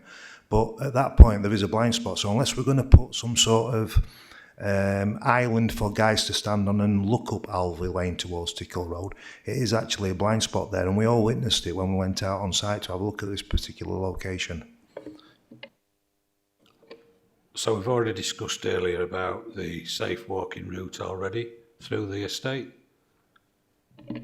I'm not talking about safe walking route through the estate. What I'm saying to you is at this moment in time, if you want to go onto Tickhill Road, you're suggesting that we have to walk through the estate to get onto Tickhill Road when we all know that what you're going to do is you take your Sortis route, which is going to be up the path that's going to be created, and cross over at the blind spot after the wall that we've got on the opposite side of the road. I think Councillor Anderson asked about this earlier, didn't we? We clarified that that wall belongs to a private property. Is it the same blind spot we're talking about, Councillor Wood? The wall is enforcement. It's going to be took down, I think, the one particular that we're talking about on the other side of the road. That's a different one to what Councillor Anderson was talking about. That is an enforcement matter, and it is being dealt with by planning enforcement, so that will be removed once the construction work at that house has been completed. There is a temporary permission, like sort of license to Harris fence that section off, but then once the construction is completed. But again, that's completely separate to planning. As I stipulated on the site visit, I wanted to make everybody aware that that is unlawful, and we are enforcing against that under the Highways Act, not the Planning Act. So the Highways Act will follow through, but we can't take that into consideration for a planning application. The same with the TRO and traffic regulations. Again, that is outside of planning. It would be down to the TRO process and the sections 278 to make that development safe with the detail of where the traffic signs are going to be, where the specific drop curbs are, where if required, any yellow lines. And with regards to your comments about being able to cross Alvey Lane, I feel like I did cover that with Councillor Anderson's comments, but I'll also say that the break in traffic, the natural breaks in traffic, even at the very top of Alvey Lane to get from one side of Alvey Lane to the other when you're at Tickhill Road, the traffic lights will naturally allow for gaps for pedestrians to cross by the signalisation themselves. So going back to what Andy said when he said back to Green Cross Code and looking left, looking right, the place I'm talking about is after the enforcement, the path on the other side of the road isn't owned by council and it's not got a wall there, and there's no path there either. So you can't walk up Alvey Road or Alvey Lane on the side of the existing. Sorry, I think I'm getting... There is... You do have to keep crossing over at present, but there is paths all the way up to the top on both. You can either get on one side, because we walked up it. So you can walk. Yes, we're admitting that you have to cross because the footpaths do stop along Alvey Lane, but this is why we're saying the signalisation will help with the flow and provide more opportunities for people to cross at different locations, so you don't have to walk to the very, very end where the blind spot is. And then there is also a footpath which goes all the way along to the top of Alvey Lane and all the way down to the bottom. Warranted, you do have to cross at times to reach the end, which is also why we've shown you that plan that shows that you don't necessarily have to go all the way up to Alvey Lane, Tickhill Road lights or junction, you can just go up Melford Drive and down a snicket and end up on Tickhill Road. So there is other options, and if we were looking to do a non-motorised user audit, again, outside the scope of planning, that would become up as a safe route and a route, so the audit wouldn't suggest any additional measures as required on Alvey Lane. Alvey Lane is an unclassified road on a residential street, and that is the main factor here. Are we encouraging the people that live on the new development to use the cars, or are we encouraging them to use public transport? We're encouraging all modes of transport, and as I've shown in my presentation, the development includes pedestrian and cycle links throughout the site. So where's the bus stop on Alvey Lane? There is no bus stop on Alveley Lane currently. There is a bus stop at the bottom of Alveley Lane on Springwell Lane, and that is the turning circle. It's a terminus, a bus terminus. That bus stop is proposed to be improved by the Section 106 contributions, and then the additional bus stop on Tickhill Road, which again does require to be relocated, but it will be improved with real-time passenger display, and it will have tactile and dropped crossings. So to get to bus stop, you've got to walk up Alvey Lane to Tickhill Road. The bus stop will be near the snicket that I showed you on my presentation, so you can go the traffic-free route. And on the opposite side of the road, it's also going to be at that end, is it? What opposite end of the road? Opposite side to go towards the Woodfield plantation instead of into Doncaster. Where's the bus stop for that? It's on the other side of the road, but there's going to be 2 crossing points. At the top of Alvey Lane or near the snicket? The road, the 2 pedestrian crossings will be at the stop lines for the traffic signals as it stipulates in my report and in the presentation. Right, second thing then, I'm just going to leave that one.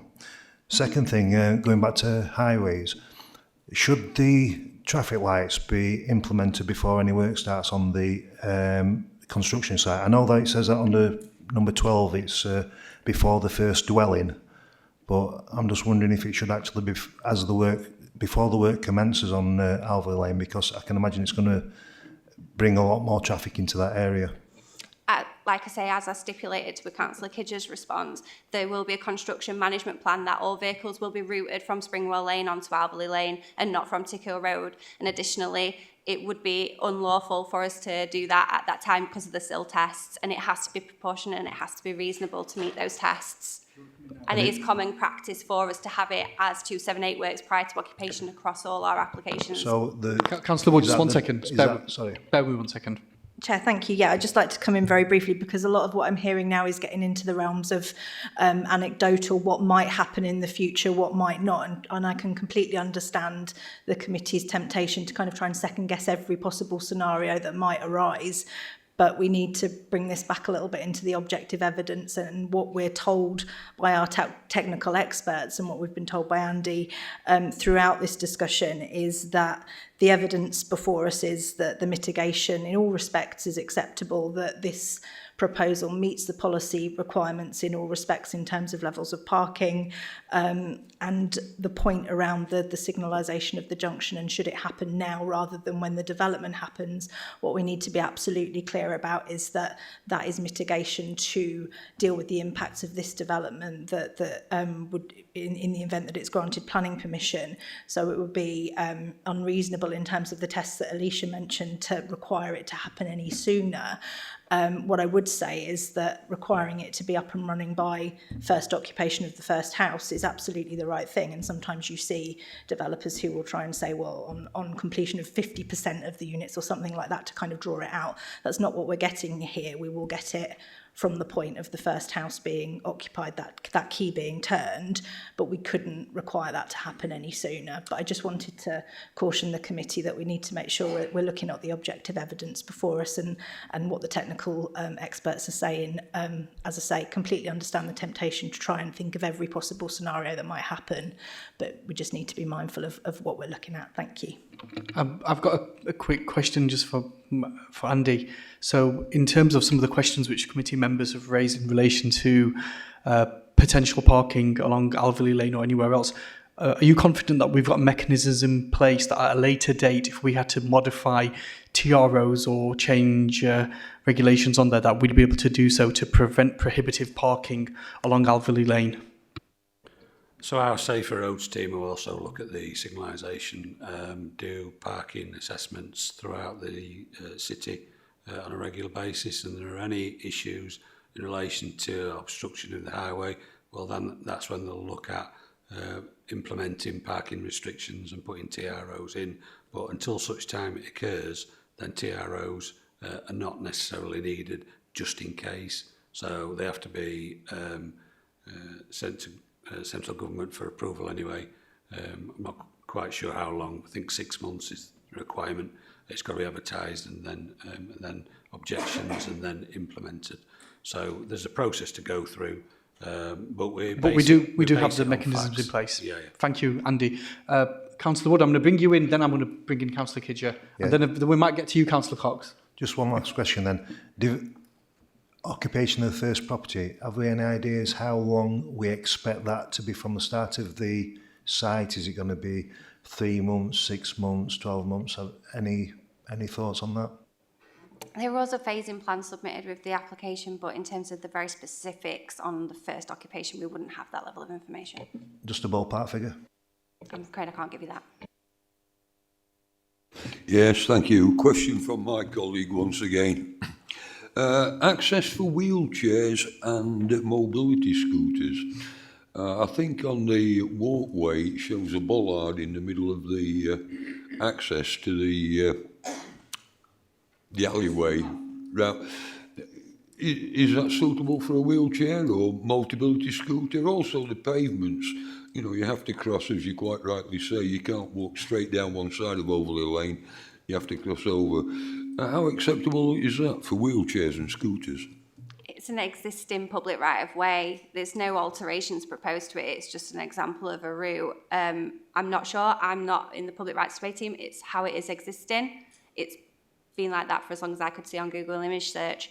So it's not part of the application. It's just showing as an example of a traffic-free route. I'm not sure if I assume they consider that before they put those types of measures in. But again, that is an existing situation and it's not proposed to be changed by this application. It's outside the red line. Councillor Cox, you had a question on drainage, I believe. Thank you.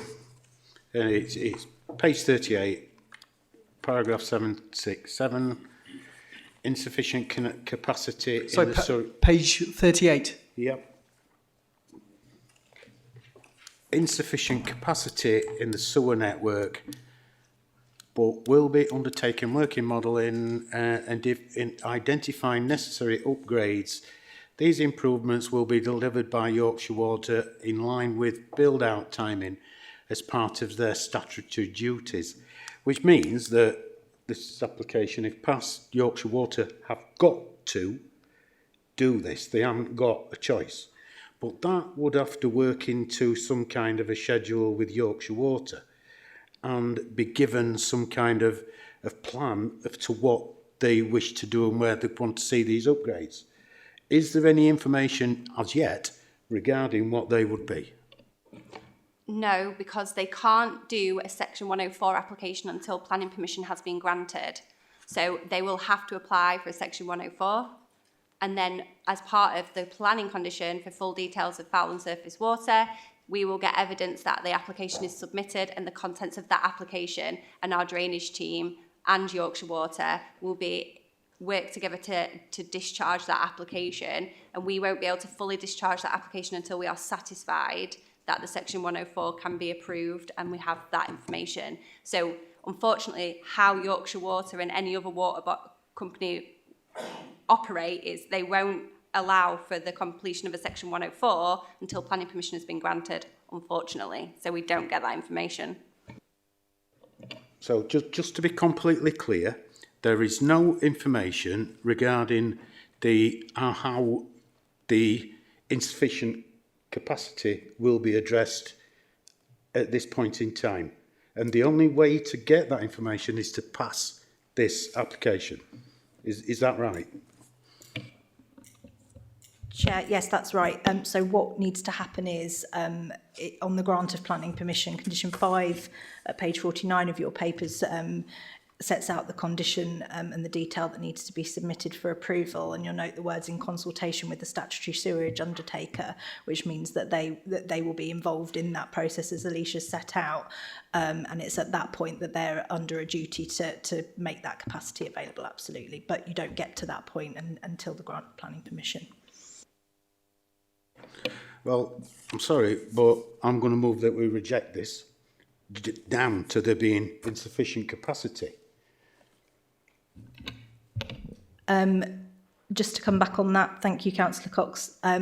What I would say is that what we're told by planning practice guidance very clearly is that what we shouldn't do is refuse planning applications where planning conditions can mitigate to make development acceptable.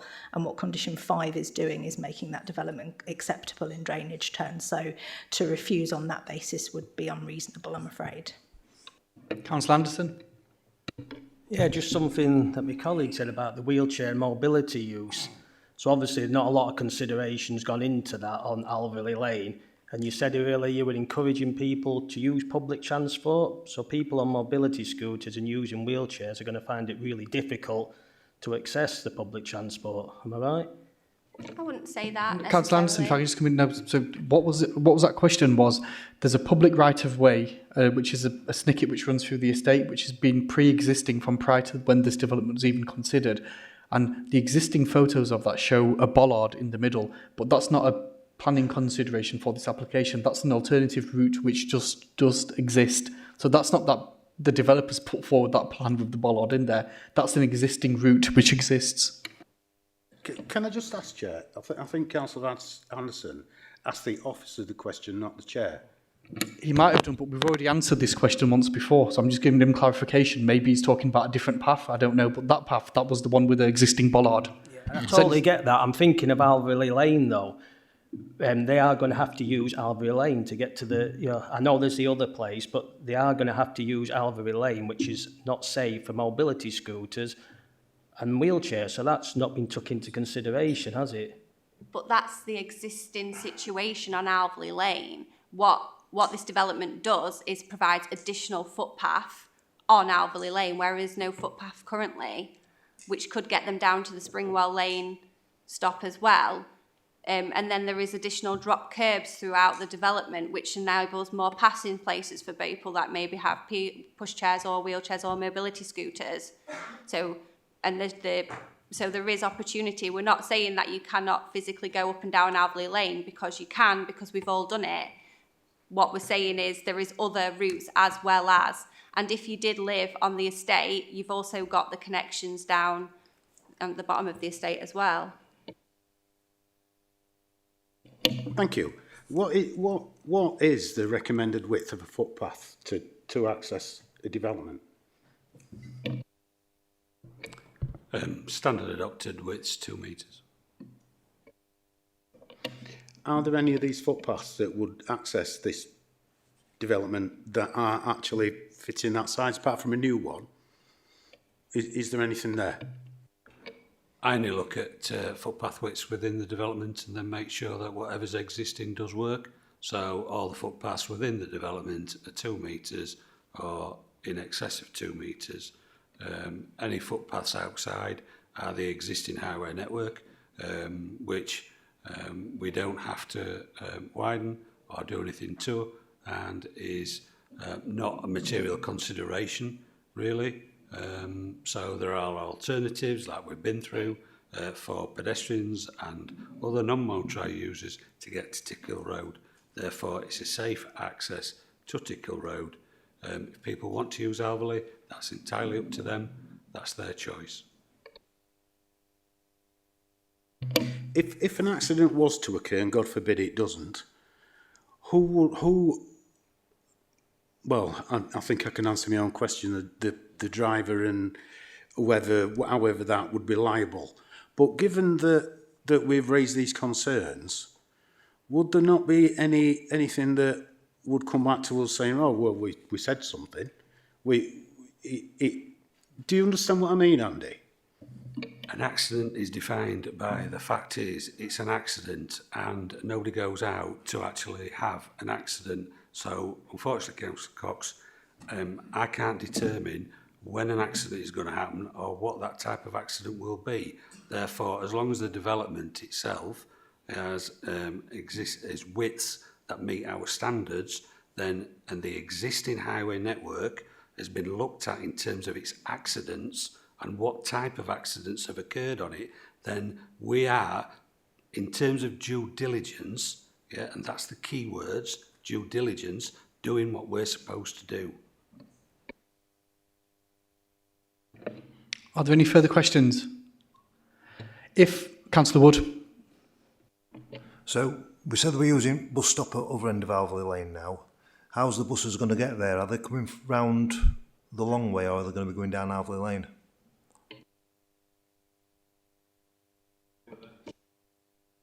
It's an existing bus route. It's been serving there for a while. It's an hourly service. I believe that goes to the terminus that was mentioned.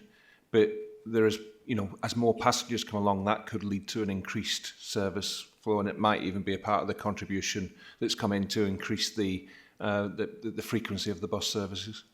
So my question is, how is it going to get to terminus? Is it coming down Alveley Lane or from another direction? It comes down Springwell Lane and accesses into its terminus, which acts as a turning point for the vehicle to go back up Springwell Lane. If there's no other questions, I just want to clarify a point that Councillor Wood made earlier around the Communication Workers Union's recommendation on letterboxes being at a reasonable height. And is that something that we can put in as a condition, or how would we tackle that? It's not a material planning consideration, so we couldn't impose a condition requiring that to happen, but there's nothing to prevent us adding an informative, strongly encouraging that the applicant look at that. They've heard what you've said today about that. There's nothing to prevent us putting an informative to emphasise that point. So we'd expect the applicant and Goodwill to ensure that they would do that, yeah? Okay. Sorry, I'm going to bring in Councillor Dennis, then I'm going to bring in Councillor Wood.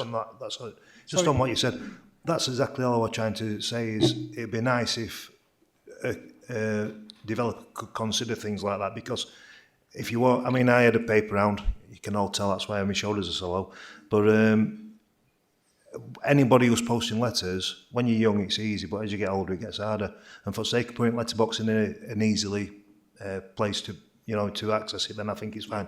And I do think that the guy did actually say that he takes on board our commands. Councillor Dennis, sorry. Sorry, would you mind passing me that British Standard number after committee, dependent on the outcome of this application, and then if it is, I can... I think it should just be good common practice for everybody, because it does actually help anybody who's doing that kind of work. Councillor Dennis. Thank you, Chair. I did just want to clarify and get confirmation that the council departments that were consulted as part of this, as well as external consultees, were there any objections to this proposal from those areas? There's been objections from different departments throughout the development. This application has a reference number of 2022. It shows you how long we've been negotiating to get to the position we're at today. So if you go on file, there will be a record of objections. But what we have done and what I have done as the planning officer making a recommendation to you is overcome all the objections that are considered to be balanced against the application, and work with the applicants to overcome those issues, and where possible has removed the majority of the application of the objections. All I will say to the committee members is, and my report does stipulate it, is that urban design did have some additional concerns, but it's been factored that those can be provided and secured by a planning condition, because it was very finite details regarding sort of like boundary treatments and materiality, which all can be secured by a planning condition and are included as a condition. So there has been objections to it throughout the 3 years almost, but like we say, we've worked to overcome those objections throughout. Is there a proposal to grant planning permission subject to the completion of a Section 106 agreement and imposition of planning conditions? Is there a mover for the recommendation? Thank you, Councillor Kidger. And is there a seconder? Thank you, Councillor Lawson. I'll now move to the vote. Please vote by raising your hand to indicate all those for.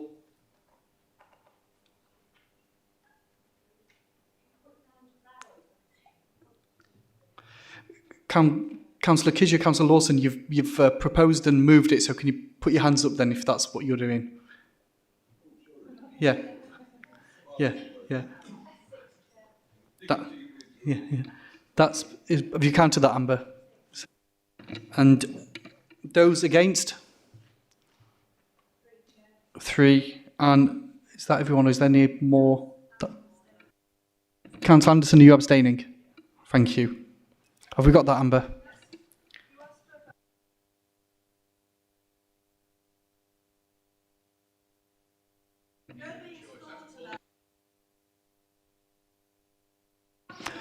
Sorry, this is, like I said at the beginning, it's a meeting the public can attend, but it's not a public meeting, so please refrain from interrupting. So planning permission is granted. Thank you, everybody. I think we need to take a 5-minute adjournment. I think we need a comfort break and cup of tea. I'd like to welcome everybody back to the meeting. Councillors, committee members, I'm going to propose that we set aside standing orders so we can proceed past 3 hours. We've already took 2 hours on one application, so it's easily going to take us past 5 o'clock. Is everyone in agreement with that? Yeah, thank you. Moving on to second application of the day, 2402 for FULM, change of use of public open space to form extension to Bloodstock Sales Complex, erection of a boundary fence enclosure and associated landscaping at Atlanta east of Goffs, UK, Sandal Beat Road, Doncaster, DN4 6JP. Susie is the planning officer. Can you please introduce the item? Thank you, Chair. So item 2 is being presented to Planning Committee as it represents a departure from the development plan and due to significant public interest. So just to introduce the application site, it comprises a parcel of 1.6 hectares of land to the east of Goffs, UK, a bloodstock sales business located between Sandalbeat Road to the south and Ledger Way at the north. Further to the north beyond Ledger Way are residential properties at intake. And then moving on, we've got an aerial view of the site in its further surrounding context. So to the west and south is Doncaster Racecourse. To the east are playing fields at Sandalbeat Road. This includes both marked playing pitches further to the east and then an informal recreation area. Sandalbeat Woods lies further beyond, and there's also agricultural fields there to the southeast of the site. So like the existing Goffs complex, the application site lies outside of the development limits of Doncaster main urban area. It's in the countryside policy area on the local plan policies map. That's the yellow wash that you can see on the slide there. It also lies within an area of open space, and that designation covers the adjacent playing fields and the racecourse. That's the green hatched area. So the site is currently used for informal recreation, as well as on an occasional basis for events like the circus. The site is owned by the council and, if planning permission is granted, would be leased to Goffs. So a few photos of the site. These photos show the application site from Sandalbeat Road. On the left photo there, the trees in the foreground are a line of English oaks along Sandalbeat Road. And then the photograph on the right there shows an existing belt of trees, which would be adjacent to the proposed development adjacent to Ledger Way, and the houses that you can see there are just beyond Ledger Way at Lonsdale Avenue. This is the left photo is the application site facing southwest towards the Goffs complex and Sandalbeat Road, and then the view facing in the other direction towards the playing fields.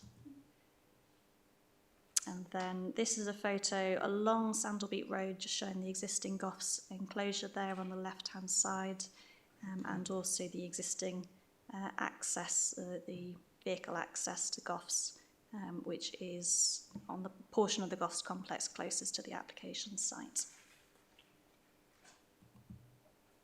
So the application proposals seek to address a shortage of stabling facilities at the existing Goffs complex. While the existing sales complex has 500 stables, Goffs recently had 871 horses over 4 days at a large sales event. Goffs has an existing arrangement to use extra stabling facilities at the nearby Doncaster Racecourse on larger sales days. However, this requires the frequent moving of horses in vehicles along Sandalbeat Road between the racecourse and the sales complex. This creates a number of issues, including animal welfare, staff safety, as well as an increase in the number of vehicles along Sandalbeat Road. And so the application proposal today seeks to address this shortage and the associated issues through erecting a fence enclosure on the adjacent site, where temporary stabling facilities would be erected under permitted development rights for up to 28 days per calendar year. And this means that at this time the application only seeks planning permission for the change of use of land, the erection of the boundary fence and additional landscaping. So should any permanent stabling facilities be required on the land in the future, separate planning consent would be required. In terms of the proposed plans, we've got the proposed site plan and landscaping layout on the screen here, which gives further details on what's being proposed. Prior to the submission of the application, pre-application advice was sought from officers, and the applicants undertook community engagement with local residents prior to the submission of the application, and that was actually on the basis of a larger site area which would have enclosed the whole area of informal recreation land at this end of the playing fields. And in response to feedback from officers and the public, the application enclosure represents a smaller parcel of 1.14 hectares of land and leaves a portion of the informal recreation area remaining to the east. So access to the enclosure will be taken from within the existing Goffs complex, and no new site access is proposed. The application proposals have changed from their original submission to avoid the removal of any existing trees. This was in response to feedback from both the public and officers of the council. A new 2.2 metre high palisade fence will secure the enclosure, and there'll be a new planted hedgerow behind the fence line to manage to grow through the fence. New tree planting is proposed as part of a biodiversity and landscape enhancement scheme. 9 new trees will be planted to fill in gaps in the existing tree belt between the new enclosure and Ledger Way, along with 20 new trees planted within the enclosure itself. Here the elevations plan just show that proposed planting along the Ledger Way boundary and the retention of those oaks with the proposed fence behind. So the key considerations for this application are summarised on the application slides here. So first of all, development in the countryside policy area. The proposals would involve new development. However, there's no objection from the local plans officer for countryside in this respect, as the development is an expansion of an existing business which could only realistically be accommodated in this location within the countryside policy area. Second, the loss of designated open space, which this development would result in the permanent loss of such space. Now, the local plan policy 27 seeks to protect against loss of open space, stating that this will only be justified where in accordance with the National Planning Policy Framework and where public community support can be demonstrated through public consultation. Now, public support has not been demonstrated, and despite a compensation offer from the applicant of £20,000, which would go towards public space improvements at the adjacent playing fields and Sandalbeat Woods, in line with the requirements of national policy, the local plans officer for open space considers that this is only a modest sum which will have a fairly limited reach in terms of the improvements it can fund, and does not satisfy those NPPF requirements in this respect. And this means the proposal does not fully comply with Policy 27, and this does weigh against the proposal. In terms of the landscape and visual impact, the proposed enclosure fence would detract from the openness of the site's immediate context and create a more defensive and less natural visual appearance. This is mitigated to some extent by the proposed landscaping, but not fully. Moving on, in terms of the economic benefit to the wider Doncaster area, the NPPF, paragraph 85, requires planning decisions to help create the conditions in which businesses can invest, expand and adapt. Significant weight should be placed on the need to support economic growth and productivity.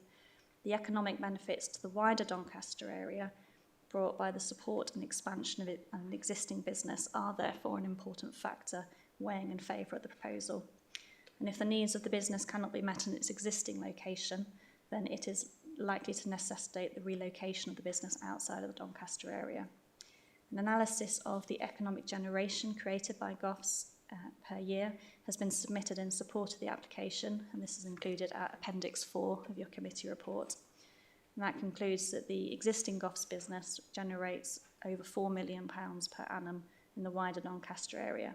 This comes through the support of local businesses such as hotels, restaurants, taxi, chauffeur businesses, as well as other self-employed workers.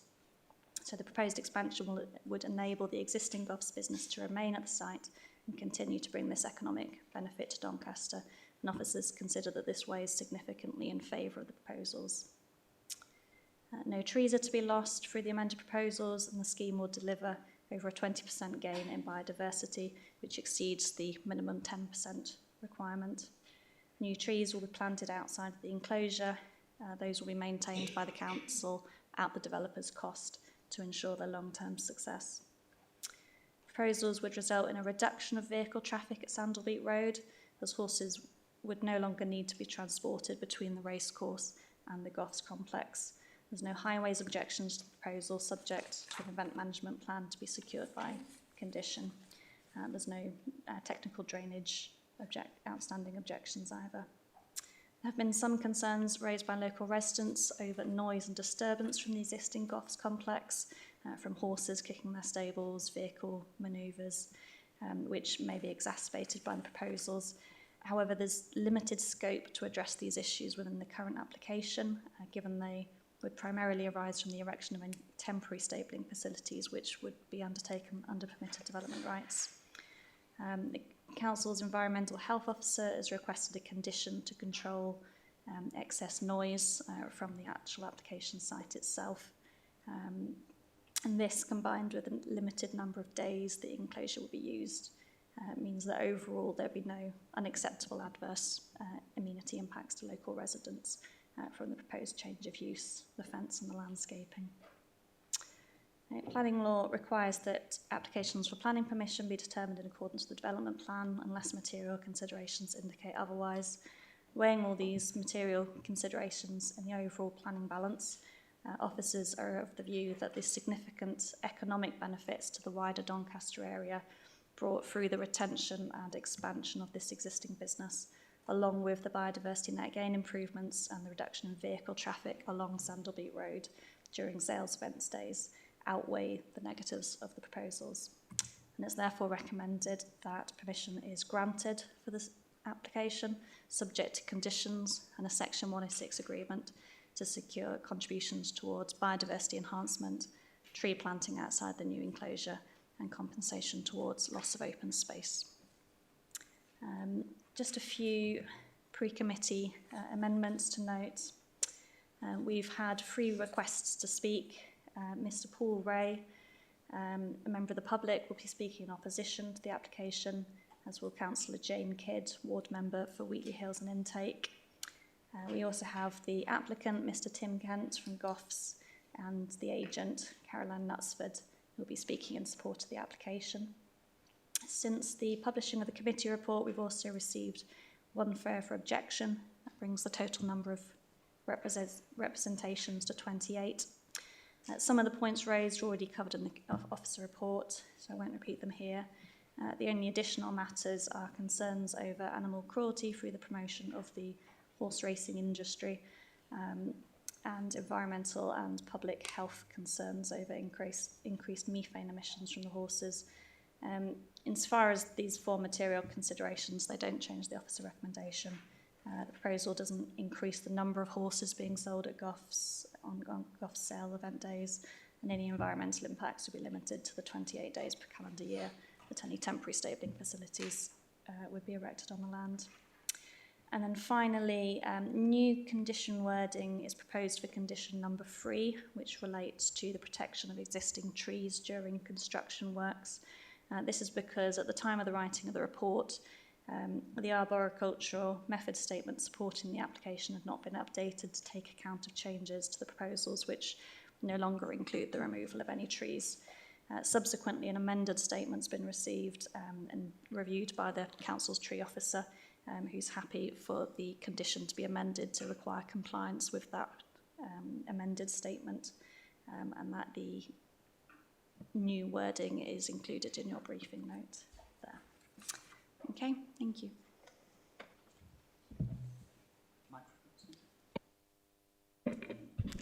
Thank you, Susie. Mr. Paul Ray is in attendance today speaking in opposition to the application. Mr. Ray, I'm sure you're familiar with how the system works. Please press the red button when you're ready to start. You'll have 5 minutes to speak. I'll let you know when there's 30 seconds remaining. And when you've concluded, please press the red button again to turn your microphone off. We're ready when you are. Thank you, Mr. Chairman. My reason for being here today is to object to this application for the following reasons. This land is designated as open space land for sports and public recreation. It is not included on the Doncaster development plan and therefore should not be developed for any kind of business. It is and has always been a place where people play sport and recreation room for the people of Doncaster, all of us. A beautiful vista on our entry into one of the main roads of Doncaster will be covered up should this development go. Yes, Goffs have promised a sum of 20,000 to a football club, a junior football club, to build a changing room and improve their facilities. But this is just one football club. What about the rest? What about the public who go for a stroll, have a picnic, practice their golf swing or take their dogs for a walk? I saw some children yesterday playing cricket on there, exactly where this development would go up if they get permission. I've read a report that states that the sum of £20,000 would not be enough anyway. I think Susie mentioned it. Every year a circus visits and uses this land. This land is also used for helicopters to land and take off. Where will that go now? If it goes further back, that's where the football fields are. I attended the consultation that Goffs arranged last year. No one supported them as far as I could see. A few did complain of noise nuisance, horses neighing and kicking of doors, etc. I can say that there is an alternative site further up the road there where the Daneham School was, and that wouldn't cause problems, noise problems, or interfere with the open space. It is private land, so they'd have to pay the going rate, I suspect. Which brings me on to the fact that I'm also aware that Goffs only pay a peppercorn land rent for their existing property. Will it be the same arrangement for the new stables, and if they are successful? I hope not. The report also states that the new development would be a significant benefit to the local economy. How? I've seen the report from one of the officers that Susie mentioned supporting this application, but it was Goffs that provided this information, but as far as I could see, no supporting evidence. I suspect the majority of their clients fly in or drive in and just leave the same day anyway. This land belongs to the people of Doncaster and should remain so. Thank you. Microphone, please.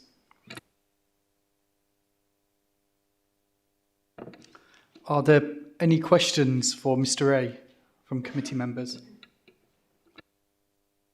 Councillor Anderson? Yeah, I just want to touch on when you said the helicopters come in and fly in and use that piece of land. So I imagine that's on race days, yeah. So is that every race day? Well, I haven't been finding out exactly when it is race day, but also they they fly in for the sales as well. Right, thank you. Any other questions for Mr. Ray? Mr. Ray, thank you very much. Thank you for your submission. You can either stay seated there or you can go back, but you're more than welcome to stay there if you wish. I'm going to bring in next Councillor Jane Kidd, ward member, who will be speaking in opposition to the application. Jane, 5 minutes, red button when you're ready to talk, and I'll give you a 30-second warning. And again, once you're done, please turn your microphone off. Okay, thank you very much, Chair. I shall try to stick very much to planning matters. I won't take up much of your time because I think a lot of it's already been said. But it is true that an area that is designated community space like this can be used for development if you can show considerable public support for that. There is very, very little public support. There was a big consultation exercise. The results are in the report. People do not support this. Yeah, the noise nuisance, that's a planning matter that would be increased on the sales days. This is very much an open space. The sort of clue is in the name. I know that it is proposed to put planting and more trees around there, but that would not actually be in keeping with the nature of the land. It's next to a wood. More planting is going on in Sandalwood. So we're not necessarily short of trees in that area. It needs to remain open. Again, there's been a lot of talk about the positive effect on the local economy. I could not find any evidence for that in the report. I suspect, exactly like Mr. Ray said, people who take part in the bloodstock sales, it's a very concentrated activity in that area. The money trots round the ring and then leaves again. That's where the big money is. People don't nip up the road to go to the local spa to buy the champagne and the sandwich. You know, I mean, people may want to tell me how this is going to benefit Doncaster's economy, but it's certainly not the local economy. The £20,000 again seems a very small amount for such an organisation to be able to put forward. And as Mr. Ray said, it's one football club. When that space is gone, it's gone. We had this same discussion last time when bloodstock sales went in there. I know we're not looking at that planning application again, but we are looking at a drip effect. So I don't know how relevant that is. I know we have to look at what's in front of us, but it is a drip effect. So, I mean, yeah, I understand on balance why somebody might go either way, but I'm just asking the committee now to go against this decision. Thank you. Thank you very much, Councillor Kidd. Do any committee members have any questions to put to Councillor Kidd? No? Councillor Kidd, you're more than welcome to stay seated there if you wish. Caroline Knutsford and the agent from Tim Gent of Goffs have requested to speak in support of the application. This is now, you're ready. This is your opportunity to address the committee for up to 5 minutes between the two of you. Please press the red button when you wish to speak. I'll give you a 30-second warning when your time's up, and once concluded, please press the red button again. Thank you. Thank you. Good afternoon, everyone. I'm Caroline Knutsford from Iceni Projects agent for the application. We've received a very helpful presentation today confirming Planning Officer's recommendation to grant the application.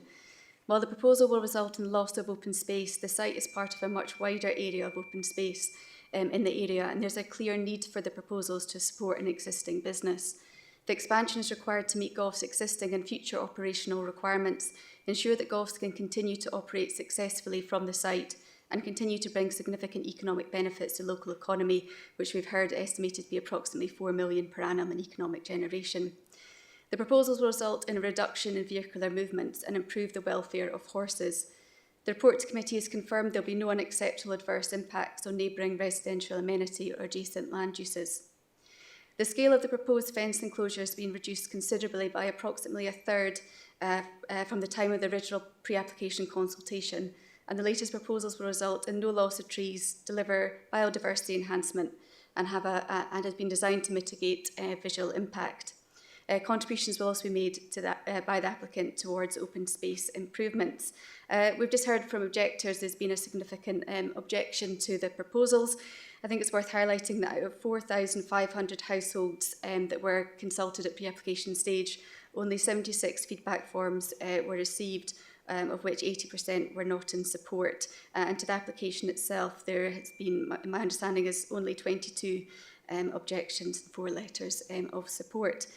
So on this basis, we hope you can support the proposals before you today, and I'll now pass to Tim from Goffs. Thank you, Mr. Chairman. Tim Kent, Managing Director of Goffs UK. Just wanted to outline something of what we bring to the town. When the sales are on, the hotels are full. The Mount Pleasant tell us we're their biggest client. The Earl, Alston Hall, the Hilton at the racecourse, there's never enough rooms for the sales. The Premier Inn, the same. When the new hotel gets built in Bawtry, we will use as much of that as we can. The restaurants are always contacting us, asking us for our sales dates. Le Boca is a prime example in town, doesn't open on a Monday night, but if the sales are on, they open for our clients. The taxi companies, the bars, the nightclubs, the hay straw suppliers, the joiners, the security, electricians, mechanics, machinery suppliers, groundworks, gardeners, cleaners, waste disposal. We bring a huge amount to the town, and we're proud of being here. We've been selling in Doncaster since 1962. We've been in the current site since 2008, but to be frank, the business is under a huge threat, and we need your support. We've not recovered from COVID, anything like our competitors. We've had 3 very tough years with profits down by over 50% compared to pre-COVID years. And the parent board are now saying, why are we still selling in Doncaster? Why Goffs UK? So the business is at a crossroads. We've been where we are for 18 years. We're in a cramped, tired sales complex, and we need to invest. And at the same time, we've been offered the opportunity to invest in the south of England, and we've got a choice. We either stay where we are or we move out of Doncaster, and we need to invest to survive. As Susie outlined, we need more space, 871 horses for our biggest sale, 500 stables. There's a huge risk of running horses up and down Sandalbeat Road. The lorry movements block up Sandalbeat Road. The welfare challenges are a real issue for us. The loading ramps aren't big enough. The veterinary area isn't big enough. And we want to improve the welcome in Sandalbeat Road, make the place look a lot smarter working with the racecourse. And unless we do this, our clients will vote with their feet, and we won't be selling in Doncaster in 5 years' time. That's where we are. It's a critical period for our business. And I would ask everyone in this room, do you want us? Do you want Doncaster? Do you want sales to take place in Doncaster? And it's almost like history is repeating itself. In 1957, Tattersalls pulled out of selling in Doncaster, and Albert Cammage approached Willie Stevenson, asked them to bring sales back, and that's how Doncaster Bloodstock Sales, as it was, started in 1962, and they still name a race after him at the racecourse. When we built our new place in 2008, in the early 2000s, we had the option of going to York. Susan Law begged DBS to stay in Doncaster. Thank you, sir. And that's why we're here. History is repeating itself. We need the support of the council, because without you, we won't be here in 5 years' time. Thank you. Thank you, Mr. Kent. Do committee members have any questions? Right. I'll start with Councillor Anderson, then I'll go to Councillor Dennis. Yeah, just you spoke about the profits being down 50%, but before that you said how popular the bloodstock sales are and the mass amounts it brings to Doncaster. So why are the profits down? Just so I can understand more, 50%? The big problem we had, our biggest sale in terms of our biggest turnover is in August, end of August, and the catalogue's out now for the sale that takes place next month. When COVID took place in 2020, our competitors' sale take place in Newmarket, and a lot of the clients that we had at the time took their good horses to Newmarket because they thought that COVID would be over in October when they hold their sales. The same thing happened in 2021. And vendors have now changed some of their habits with their better horses, which means we're still getting some of the lower to middle of the market, but we're not getting the top end, which is where the profit is. So we might be selling the same numbers, but we're not selling the quality that we used to, and we need to work on that. And without improved facilities, we won't get the quality that we need. So just so I'm clear on this, by building more stables, people will then bring higher quality horses to Doncaster? That's what we're hoping for, yes. But just to be clear, this isn't, for our point of view, this isn't just about building new stables. We're going to invest within the current facilities as well. This is part of a bigger expansion plan to invest in the entire complex. Councillor Dennis. Thank you, Chair. Tim, I appreciate you providing an overview of the business and what the business feels needs to happen.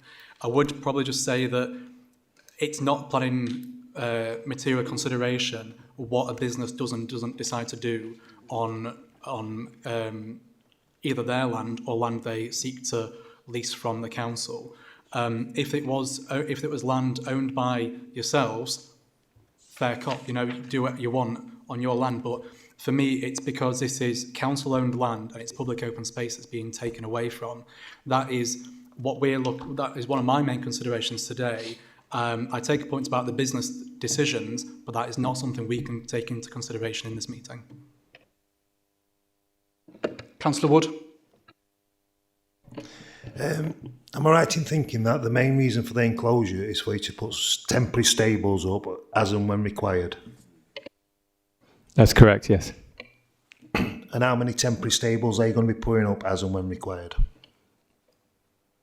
A maximum of 300, I would think. We have a circus come once a year and it puts it up as it needs it and it takes it down. Why don't you just simply put the stables up as and when you need it and ask for us to allow you to put fencing around it at the same time as and when you need it? Well, that still allows us to still put circus on the same place, kids still to enjoy the playing soccer on there, and it's also still an open space. Is that something you couldn't consider? We've definitely considered that. One of our biggest problems is security at the current site, and we are constantly getting broken into. And we believe that if we put temporary fencing, which is what you're suggesting, around the site, it would create a huge security risk. So we would love just to be able to put temporary stables, be there, for a short period of time and go down that route, but it would create a huge security risk. But so you're saying that your existing facility you've got's got a security problem, and then we're now going to give you another hectare, 1.5 hectares of land that's going to have another fence around it, and that's going to solve your security risk? It's not going to sort it, but we'd put the same fence around the new site that we have in the current site, and we just have to make sure, there are locals try and put crowbars into it, and it is something we have to keep a constant eye on. It's not a problem, but it's something we have to keep working at. And I think you're right in saying it's 28 days worth of stables you're going to put on there. Is that correct? That's correct, yeah. So we could just have 28 days worth of security and probably work out cheaper. Is that correct? We also need to offer some kind of permanency within what we're doing. But,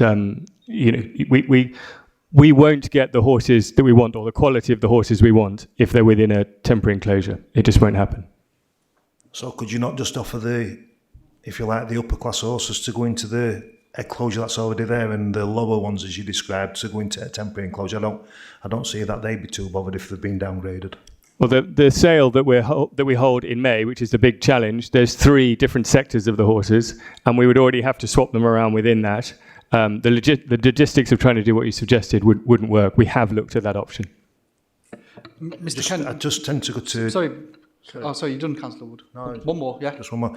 I like to go to Cheltenham Racing, and they turn horses over on a daily basis, and they ship them back to Ireland. So why can't these horses just be shipped out as soon as they're being sold? Why do we have to store them in stables for so long? In a word, Brexit. Unfortunately, the paperwork that's involved now with shipping horses back to Ireland is extremely difficult. The horses that go to Cheltenham, and I fully know what you're meaning. You see the big green Mullins lorries going back each night. They're imported on a temporary license, so they don't need to do anything about it. But when the horses are sold, they have to leave on a separate license because there is a different ownership. So it's a very, I wish it was as simple as that. It's a very different scenario, unfortunately. Brexit has made things very difficult for us in terms of moving horses, so they have to stay on site a lot longer, which has partly driven this issue. So horses that are sold into the UK, not Ireland, they can literally be shipped straight away, though? Yeah, we normally try and get those shipped that night, but obviously we don't know in advance if the horse is going to sell to England or Ireland. But we work with the UK shippers and we incentivise them to get horses out that night for that reason. Mr. Kent, you mentioned locals with crowbars pose the security risk. So if you've been able to identify that's the security risk, surely you can take measures to mitigate against that. We are doing that, yeah. And how did you identify that it's locals with crowbars were causing the security risk? Were these locals arrested or? No, we've got CCTV footage and we've obviously got photographic evidence. It's been given to the police, but I don't believe they're able to follow it up.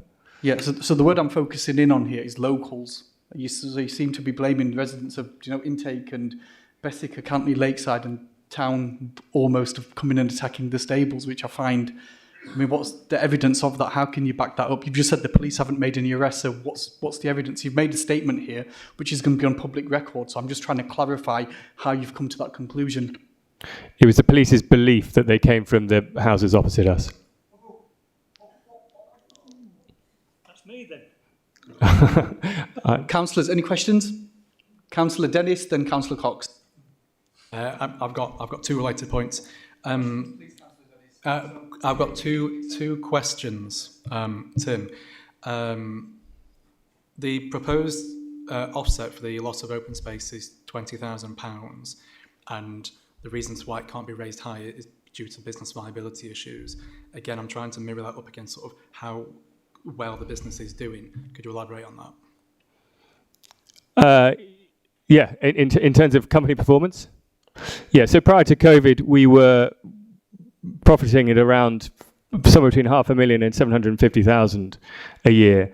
At the moment, the FY25, which has just passed, we've audited 180 grand. And the parent board is expecting us to be delivering over 500,000 every year. The Goffs as a group, the profit was just over £2 million, but our portion of that was 180,000, and that's why the major shareholders representative is looking at the bottom line and saying, why are we still selling in Doncaster? Thank you. This does border on like the what isn't within planning matters, so I do want to sort of say that. But it's important to know sort of the wider economic context, because then it sort of justifies the £20,000 that's been earmarked for the open space.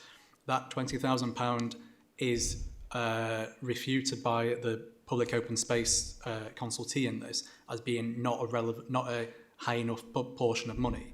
So it's good to have that context. The other side of the money that the council will be getting in is through lease payments on that bit of land.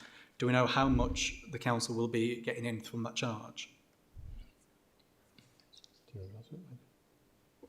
Chair, if I could just come in on that point, that isn't a material planning consideration, so that shouldn't be part of your consideration. It is because if the Doncaster Council's Plan Open Space officer said the 20k is sufficient, I wouldn't be raising that. But because they say this isn't sufficient, I'm thinking, what other income is a council getting that can be put towards this bit of land?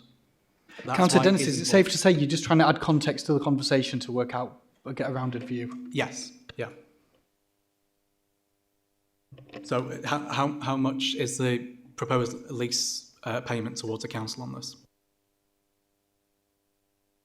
There's an agreed rate with the council. It's I can't remember the exact figure. It's about £5,000 a year. Yeah. So £20,000 for the open space and £5,000 for however long the lease is for. Thank you. Councillor Cox, were you next? Sorry. Thank you. Just regarding where are you taking the horses from and to? Where you're saying that the stables within the race course, and then you're taking them. You need this extra space. Where have they coming to and from? Can you just give clarity? So we're shipping them between where we are at the top of Sandalbeat Road to the racecourse and then back. So it's up and down Sandalbeat Road. So this extra space wouldn't solve that problem anyway, would it really? Because they've got to go in. The horses will go into the racecourse and they'll still have to come back to Goffs site. No, we won't need to use the racecourse site. We'll ship them all into... So at the moment, we ship them into the sales complex site.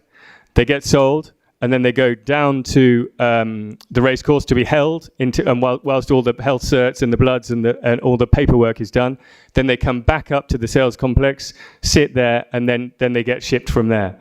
If we have this new site, we will use those temporary boxes as transit boxes, if you like. So rather than going down to the racecourse, they simply get walked to the new site, and then they can sit there whilst the paperwork gets completed. So what would happen with the other stables that are currently being used? We'd still need them. You'd need those as well? Yeah, because as I said, the biggest sale we have is 871 horses over 3 days, and we've got 500 stables. Right, thank you. Members, any questions? No. I just want some clarification on the movement of animals and animal welfare. And you've spoke about how this will help to improve animal welfare conditions. How were the horses originally transported to Goffs or to the racecourse when they arrive for sale? Is that in some kind of transportation? Yeah, in lorries. In lorries, okay. And how are they moved at the moment from Goffs to the racecourse stables? On lorries. They get loaded onto lorries at Goffs. They get driven down Sandalbeat Road, unloaded from the lorry, put in the stables, and then when they need to go back to Ireland mainly, they get loaded back onto the lorry, driven back up Sandalbeat Road, and then they're unloaded. And it's a risk for any horse to be loaded or unloaded on or off a lorry, and it's an accident waiting to happen in that respect. But it's the same type of lorries that do all the transportation? Yes. Okay, so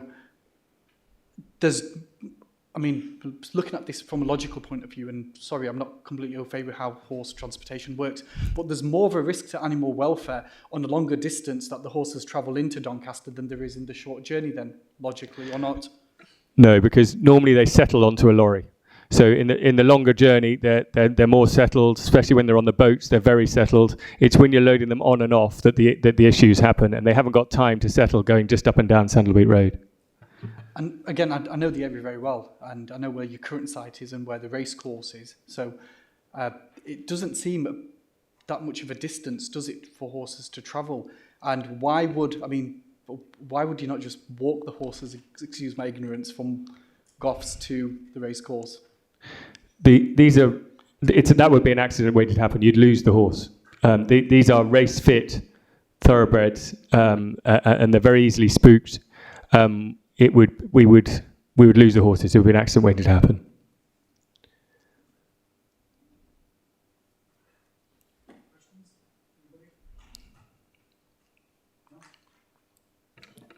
Any further questions? Do officers wish to clarify any of the matters or anything which has been raised? Just very briefly, Chair, if I may. I think the key consideration that we're getting drawn out of the speakers and the questions that have been asked, I would just draw attention to members' attention to pages 108 to 110 of your papers. So it's paragraphs 7.4 to 7.15, which outlines the balance that we've undertaken around the loss of the open space against the benefits that Susie's explained in her presentation that would arise from the development taking place. And that does include the economic benefits that you've heard about, but it's absolutely for members to weigh those things in the balance. What I would also draw attention to is paragraph 7.13 in that section, which explains that whilst the policy officer considers that the £20,000 is low in terms of the amount of contribution that's being offered in this case, we don't have a straight policy calculation that tells us that it should be any more.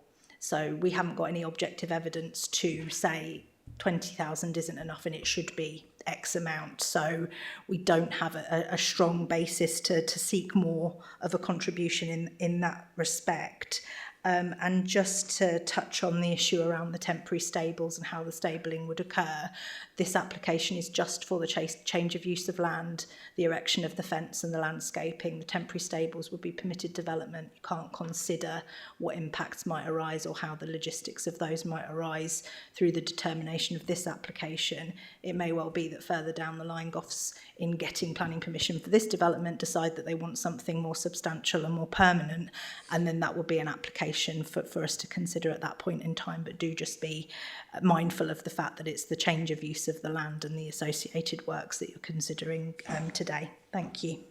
If I could just add to that, I think there was a statement at one point about the £20,000 compensation going solely to the football club. That's not the case. So compensation payment would go towards kind of wider open space improvements at both the adjacent playing fields, which would include that junior football club facilities, and also Sandal Beat Woods. So the football club is one potential recipient, but the money could be spent more widely within that Sandal Beat open space area. Thank you. Committee members will now go into debate. Does any member wish to comment on the report or ask any of the planning officers any questions? Councillor Cox. Thank you, and thank you for Emma's clarification there, because that was my first question, because we are, as was said by speakers, we're looking at potentially, I won't say giving away, but a £20,000 contribution to whatever it's going to be for a piece of public open space. Is it right? I don't think so. But what are the residents going to benefit from? It is currently Doncaster people's land, and that should stay as Doncaster people's land unless Doncaster people decide otherwise. And we've been told that, I think from what I remember, 80% have said that they don't want it to go. So surely we should take that as guidance. So in terms of the public benefits, that would be to the wider Doncaster area. In terms of economic generation, that is a recognised material planning consideration and a planning benefit that can be taken into account. The local plan policy seeks to protect open space, but it does allow circumstances where that can be released for other uses where certain criteria are met. Now it's been considered that those circumstances haven't been fully met, but the overall planning balance is that kind of lack of compliance with that policy is still outweighed by the public benefit. So it's that weighing up the benefits and the cons, as it were. Yeah, I do get that, but it's the people that have this land. It's not us, it's the people. And what I see within this document is we're talking about floods, water runoff on a temporary building, but we don't know what that temporary building is. And yes, it's a temporary building. There's been comments in here about surface water, about all kinds of different drainage, but we don't know where it is because the application is about a fence and a piece of land. So if it is about a fence and a piece of land that potentially gives Goffs the chance to put something on it, surely we need to know what that something would be. Because at this point in time, it's a temporary structure, which I'm sure is made out of timber. It is going to have a roof on it. It is going to have a permeable floor, shall we say. But where's that water going to go from this thing that we don't know where it is? And I'm sorry, I can't support this. I would suggest a site visit so that people can have a look at where it is and what the loss could be. But that's just me suggesting that. Councillor Anderson. Yeah, totally agree with Councillor Cox. This is a valuable piece of open space. Council officers who I've spoke to have actually said there's an outcry for football pitches and that. You know what I mean? There's young kids that use these that could be so valuable for them. On the back of the Lionesses just winning, it's just going to get more and more popular. And there's an absolute outcry for football pitches that council officers admit to. And just on the question, it says, Sandal, the football club asked about these pitches. What answer did they get?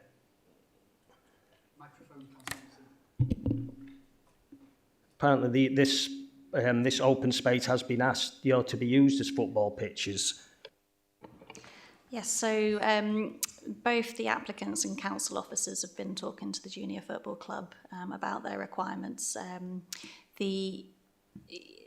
From the original application consultations, the size of the enclosure has been reduced, leaving about a third of that informal recreation area that will still be available, that would be large enough to put on another marked pitch if that was what was needed at a future point.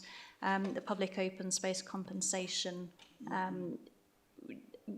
could potentially be used to improve football facilities at Sandalbeat playing fields. So there is provision there to improve those facilities if need be. Well, I'm just with Councillor Cox. I can't support this. This is Doncaster people's open public space, and there's just a massive need for it. And Members, any other questions or comments? Councillor Wood? This is for the council on the front who can't talk. What materials will be used as they are standing for stables and parking?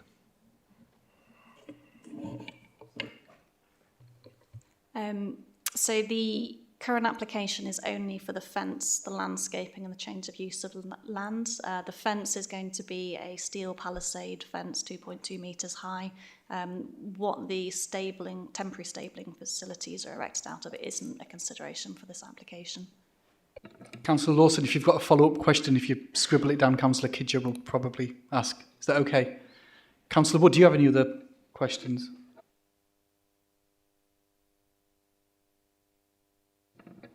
Anybody else? Any further questions or comments? No? Is there a proposal to grant planning permission subject to the completion of a Section 106 agreement and the imposition of planning conditions? Is there a mover for the recommendation? Okay, I'll move it. Is there a seconder? No. Okay, so is there an alternative proposal that anybody wants to put forward? Councillor Cox, what's the alternative proposal? My alternative proposal is that we go and have a site visit and that all members can have a look at the amenity that's there and the potential loss of it.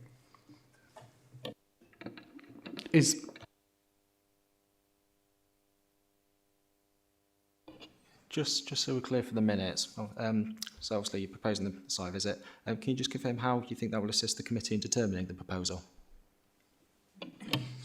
To understand the land and its connection with local communities. Thank you. Can someone second Councillor Cox's proposal, please? I've got too many people, you're all too fast. Councillor Dawson will take, was it you? Were you first up? Yep, Councillor Dawson seconding. And can we, is that agreed? Can we put that, show of hands for that, please? Amber, do you have that? Yep, fantastic. Right, everyone's 8, okay. Right, so Councillor Cox's proposal for site visit is agreed and moved, so we'll agreed. Sorry?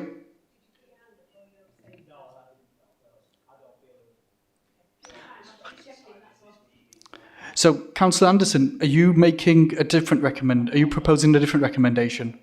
Okay, I thought you might be there. Okay, right. So, Councillor Cox's proposal is moved and agreed. There'll be a site visit which is planned. Thank you.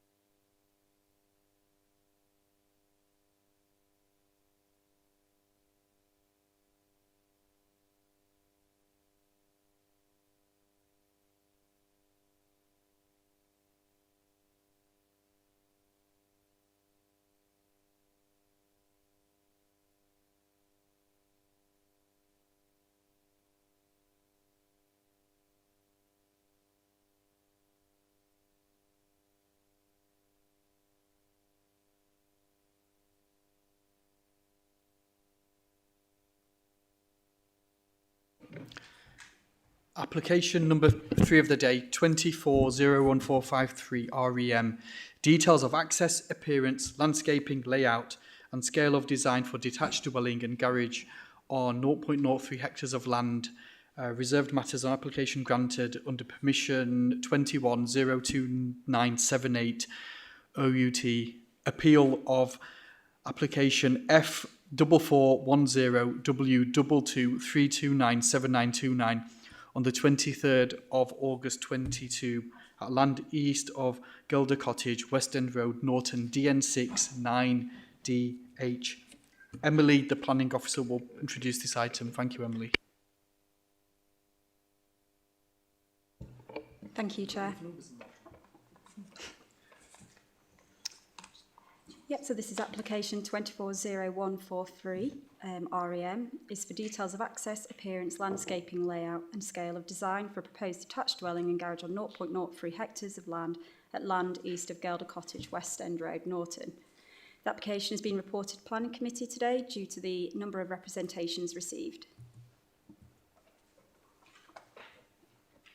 Outline planning permission was granted for the construction of a new dwelling and garage under application 21029978 outline at appeal by the planning inspector on the 23rd of August 2022. This current application therefore seeks approval for the reserved matters relating to access serving the new dwelling, the appearance of the house, the landscaping scheme across the site, the layout of the site and new house and scale of the house. And this application has been subject to amendments and re-notification.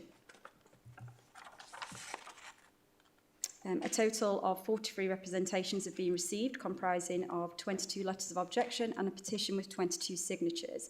The representations can be summarised as follows: traffic and highway safety concerns, insufficient parking, insufficient mitigation, biodiversity measures, loss of visual amenity through loss of open space, inappropriate scale, layout and design impacting on the local character, overdevelopment of site, loss of amenity through overlooking, loss of privacy, light and outlook, ongoing noise, dust, light and other pollutants during construction, drainage concerns, undue pressure on local infrastructure and no requirement for additional homes in the area. So here we've got the site context and local plan designation. These two images show the wider context of the site, which is highlighted in red. To the north is West End Road and to the east is Fir Tree Drive. And in terms of the local plan designation, the subject site is located within Norton's defined village limit and is designated within the residential policy area. So moving on to the site photos, the first image is taken from West End Road and it shows the application site to the centre. To the right hand side is Gelder Cottage and to the left is the junction with Fir Tree Drive and Carolee Cottage on the corner. Moving on to the second photo, so this image is actually taken from Fir Tree Drive and shows the application site in context with the immediate surrounding properties.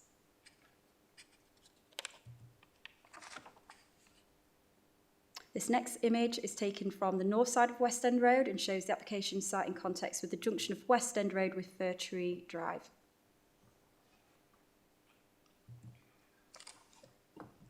So we've got a further two images here. The top image shows the subject site in context with the adjacent street, and the lower image shows a further view of West End Road street scene. The properties fronting onto West End Road in the vicinity of the site have a traditional character with a mixture of stone-built dwellings, and there are examples of render and red brick used in the surrounding locality.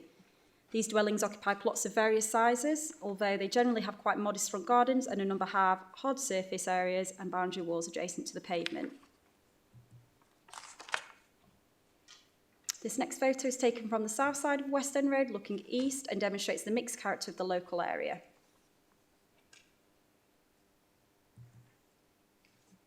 And this last image is taken from Fir Tree Drive. This has a defined street scene consisting of semi-detached and detached bungalows built in brick and faux stone. The bungalows occupy uniform sized plots with modest gardens to the front and rear and are served by designated driveways and detached garages. The two end fence panels would be removed to create the new vehicle access, which would lead to a driveway and detached garage. So here we have a site plan of the proposed site. In terms of access, the site plan shows the site would be entered via a new access adjacent to the driveway of 4 Fir Tree Drive. The access would lead to a driveway finished in permeable block paving and detached garage, providing off-street parking for 2 vehicles, which complies with the parking standards set out within Appendix 6 of the local plan. In terms of layout, the dwelling is proposed to front onto West End Road with a modest front garden and private garden to the rear, which is reflective of the general pattern of development in the immediate area, where small front gardens are characteristic. There is no distinct uniform building line characterising the immediate area, so the position of the house within the plot would not appear out of keeping in any way. The proposed landscaping would comprise of native species shrub planting, lawn and permeable block paving. The site would be enclosed by 900mm high fencing to the front and side, leading to 1.8 metre high fencing to the garden to the rear. This is reflective of the variety of landscaping and boundary treatments which are seen in the immediate area, and as such would not cause any harm to the visual amenity. So here we have the proposed elevation and floor plans of the dwelling and detached garage. In terms of appearance, the plans demonstrate that the 4-bedroom detached dwelling would be set over 2 floors with rustic pan-tile gable end roof, faced with bust stone and art stone head and sill detailing, and a porch to the front elevation, which is reflective of the palette of materials in the area. The detached garage is of a simple design which does not appear at odds with the existing appearance of the area. The scale of both the new house and the garage would be acceptable when considering the prevailing built form in the immediate area. The proposal exceeds the internal space standards as set out in the nationally described space standards. So here we have a street scene drawing demonstrating the scale of the proposed dwelling in relation to the adjacent properties along West End Road. There is no policy requirement for the new house to specifically match any of these overall heights, but rather that the proposed height does not appear out of keeping with the prevailing built form in the locality. To the right-hand side of the screen is 21 and 31 West End Road, which have eave heights of 4.7 metres and ridge height of 8.3 metres. To the centre is Gelder Cottage, which has eaves height of 4.4 and ridge height of 6.5. And to the left-hand side of the screen is the proposed dwelling, which will have an eaves height of 4.8 and ridge height of 7.5 metres, which is proportionate with the scale of the houses surrounding the site, meaning the dwelling would integrate well in visual terms. Coming on to the key considerations, the principle of residential development of the application site for 1 detached house and garage has already been established through the granting of the outline planning permission by the Planning Inspectorate. The current application therefore only seeks approval for the reserved matters being appearance, means of access, landscaping, layout and scale. Matters of principle cannot be reassessed or resisted at this stage.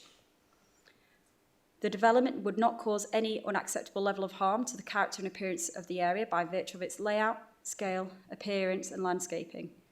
Residential amenity would remain protected as a result of the layout and appearance of the proposal, and highway safety would be ensured through the detailed access and layout arrangements proposed. It is noted that other technical matters pertaining to drainage, ecology and contamination were all subject to specific conditions imposed on the outline planning permission, and those details are required to be discharged separately to comply with that outline permission, but do not form part of the reserved matters that, themselves, and therefore are not issues that the current application can be assessed against. There is no requirement for those details to be assessed or determined in parallel with the reserved matters. The recommendation to committee is to grant approval subject to conditions. In terms of pre-committee amendments, we've received a request to speak. It was originally from Alison McCardle, the clerk of Norton Parish Council, but I believe it's Michael Morgan who will be speaking in opposition of the application. Thank you. Thank you, Emily. Mr Morgan, a member of Norton Parish Council, will be speaking in opposition to the application. You have 5 minutes to address the committee. When you're ready to speak, please press the red button. When you've got 30 seconds remaining, I'll make you aware. And when you finish, please press the red button again.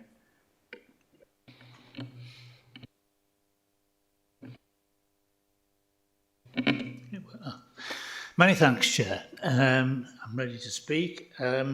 I'm sure that your colleagues and members of the committee will be hoping that I'm going to be brief, and I shall be, I can assure you. The principle of the development, as you know, is not for discussion, as it's said, because some permissions have already been granted. But I don't think you can look at individual items and determining issues, as they're called, without looking at the whole context. And the context is that this is a significant area in Norton. It's a site that was originally intended to be left open as open green space. I know all that's now being settled, but the fact is that putting a house or a building of this nature on this site would alter the whole landscape of the area. The context is that the parish council as such, and that's represented by my colleague here, who's the parish clerk, and myself, do not feel that this is appropriate in this part of the village. You've seen from the pictures that you've been shown, surrounding areas, the main one that's of issue is that down Fir Tree Avenue, which was the long shot I think that you saw, most of the buildings down there are in fact single-storey bungalows. The only exception to that is Gelder Cottage itself, which is next door to the land, and that's slightly higher because it's a house, but it's still a cottage, as your name implies. Now, I understand it that the determining issues, as they're called, and you'll have seen that from the report that you've all had, is that it's suggested that it's in keeping with the surrounding visual amenities. I'm sorry, we would object to that and say that's not correct.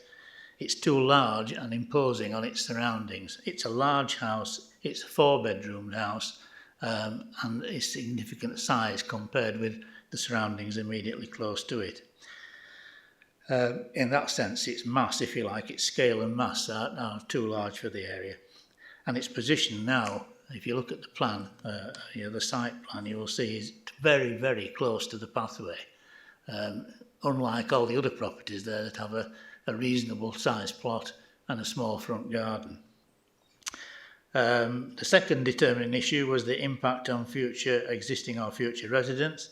Well, the impact is, I'm sorry there's no more representatives here. I think they left earlier on. Sadly, the residents from Fir Tree Avenue, a welfare that will be considerable impact because it restricts their views. What was an open space, or what is at the moment an open space, will be closed, and therefore it'll feel restrictive in that sense. It'll be very, very imposing on Gelder Cottage itself.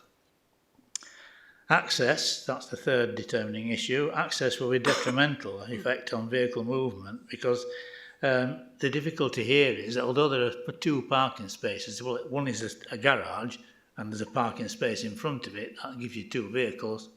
But this is a large family house and is likely to be occupied by a large family, of which some will no doubt be drivers at some point. And where are they going to put theirs? Well, they're going to have to park on the street. And that will cause problems and difficulties. Access on and off the drive, similarly, is going to affect movements in the area, which is already congested to that extent.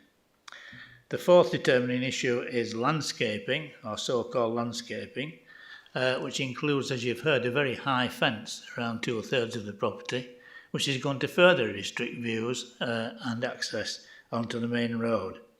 This is a key issue really, because West End Road is a very busy road through the village, and we are at the moment actually in discussion with the Highways Department about involving further traffic calming issues on that road.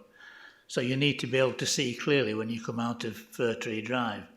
With this house in position, that's going to be restricted and therefore gives less view than it should have. You've got 30 seconds remaining. Thank you.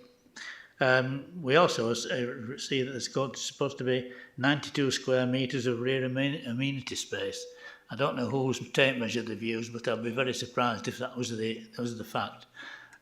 So it looks rather cramped, as you can see from the site. And all in all, we feel it is not appropriate for this kind of village. There's no need for this scale type of house. We've plenty of property of this kind. What we do need is more affordable housing, which this clearly is not. Thank you, Mr. Morgan. Thank you, Chair. Wouldn't mind turning your microphone off. Thank you very much. Do any committee members have any questions for Mr. Morgan? Councillor Dennis. Thank you, Chair. Mr. Morgan, as you said a couple of times, this application is sort of about the appearance and layout and landscape of it. We can't get around the fact that it does provide application for a house. What we can discuss here is how we can potentially help or potentially change how the layout of it is to be more in keeping with the local area.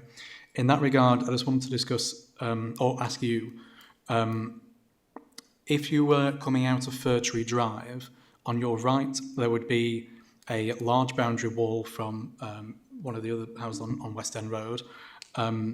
What would your views be as to the boundary of this proposed dwelling? Should it be a similar sort of height boundary? I think it needs to be sufficiently sized so that you can clearly see when you come out of the junction. I can't see how it's going to be helped by having the large building there on the left of it. The one that you refer to on the other side of the road, yes, there is a boundary wall, but there's sufficient space, if you like, it curves round, and there's sufficient space for you to pull forward in a car and see quite clearly what's going to the right. It's to the left that's the issue. I've got it up on Google Images here. There's also a local Indian takeaway, which I'm considering because of the time of day it is. So are you saying if there was a curved boundary wall, it would, on the proposed dwelling, it would ease access of line of sight as you approach that junction? It could possibly ease it, yes, but still the bulk of the building is there. That's the issue, I think. Thank you. Thank you. Members, any questions? No, in that case, we'll go into debate. Does any member wish to comment on the report? Yeah. Sorry, Chair, just to come back on a couple of points of fact, just to be absolutely clear. What I would make clear to the committee is that the purpose of us considering this application is to determine the application that's before us rather than thinking about potentially redesigning or changing any aspects. And in terms of the access in particular, our technical consultee is happy that the arrangements are safe and suitable for visibility out onto West End Road and in terms of serving the dwelling itself. As we've said, is an outline application that was granted on appeal, and these are the reserved matters. What we did in this case was take the opportunity to append the appeal decision to your papers so that you could see the information that the inspector considered when they allowed the appeal. And it's important to recognise that when you're dealing with outline applications, there's a certain amount of information that they still need to provide, including kind of broad parameters around what the dwelling might look like and the scale it might take.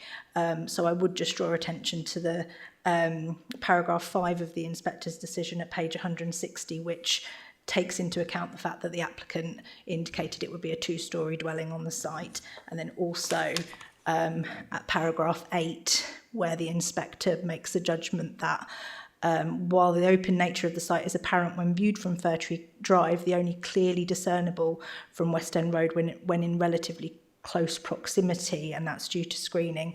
But the point also is that from the street scene that Emily provided during her presentation was that the key relationship is with the houses on West End Road. As you drop down into Fir Tree Drive, you've got the bungalows, but then the most readily discernible relationship was with the single-storey garage, and that again was something that was envisaged by the inspector in looking at those parameters. So I just wanted to make that point. That's it. Thank you. We'll now go into debate. Does any member wish to comment on the report or ask the planning officer any questions? Councillor Anderson? Yeah, it's just a simple question following on from Councillor Dennis's that he asked the gentleman there. So I suppose I ask Highways, what's their take on turning left there?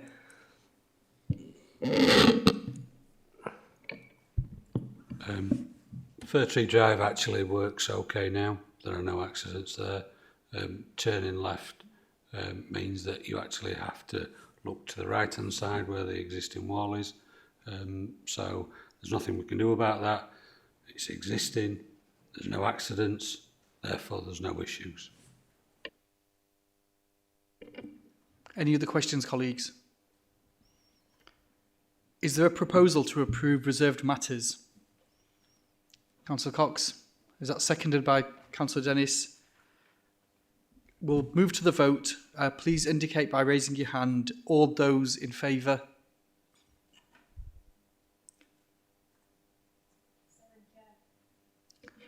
Thank you. That is... Everyone's voted in favour, so so there's no one against and there's no abstentions. That's approved. Thank you.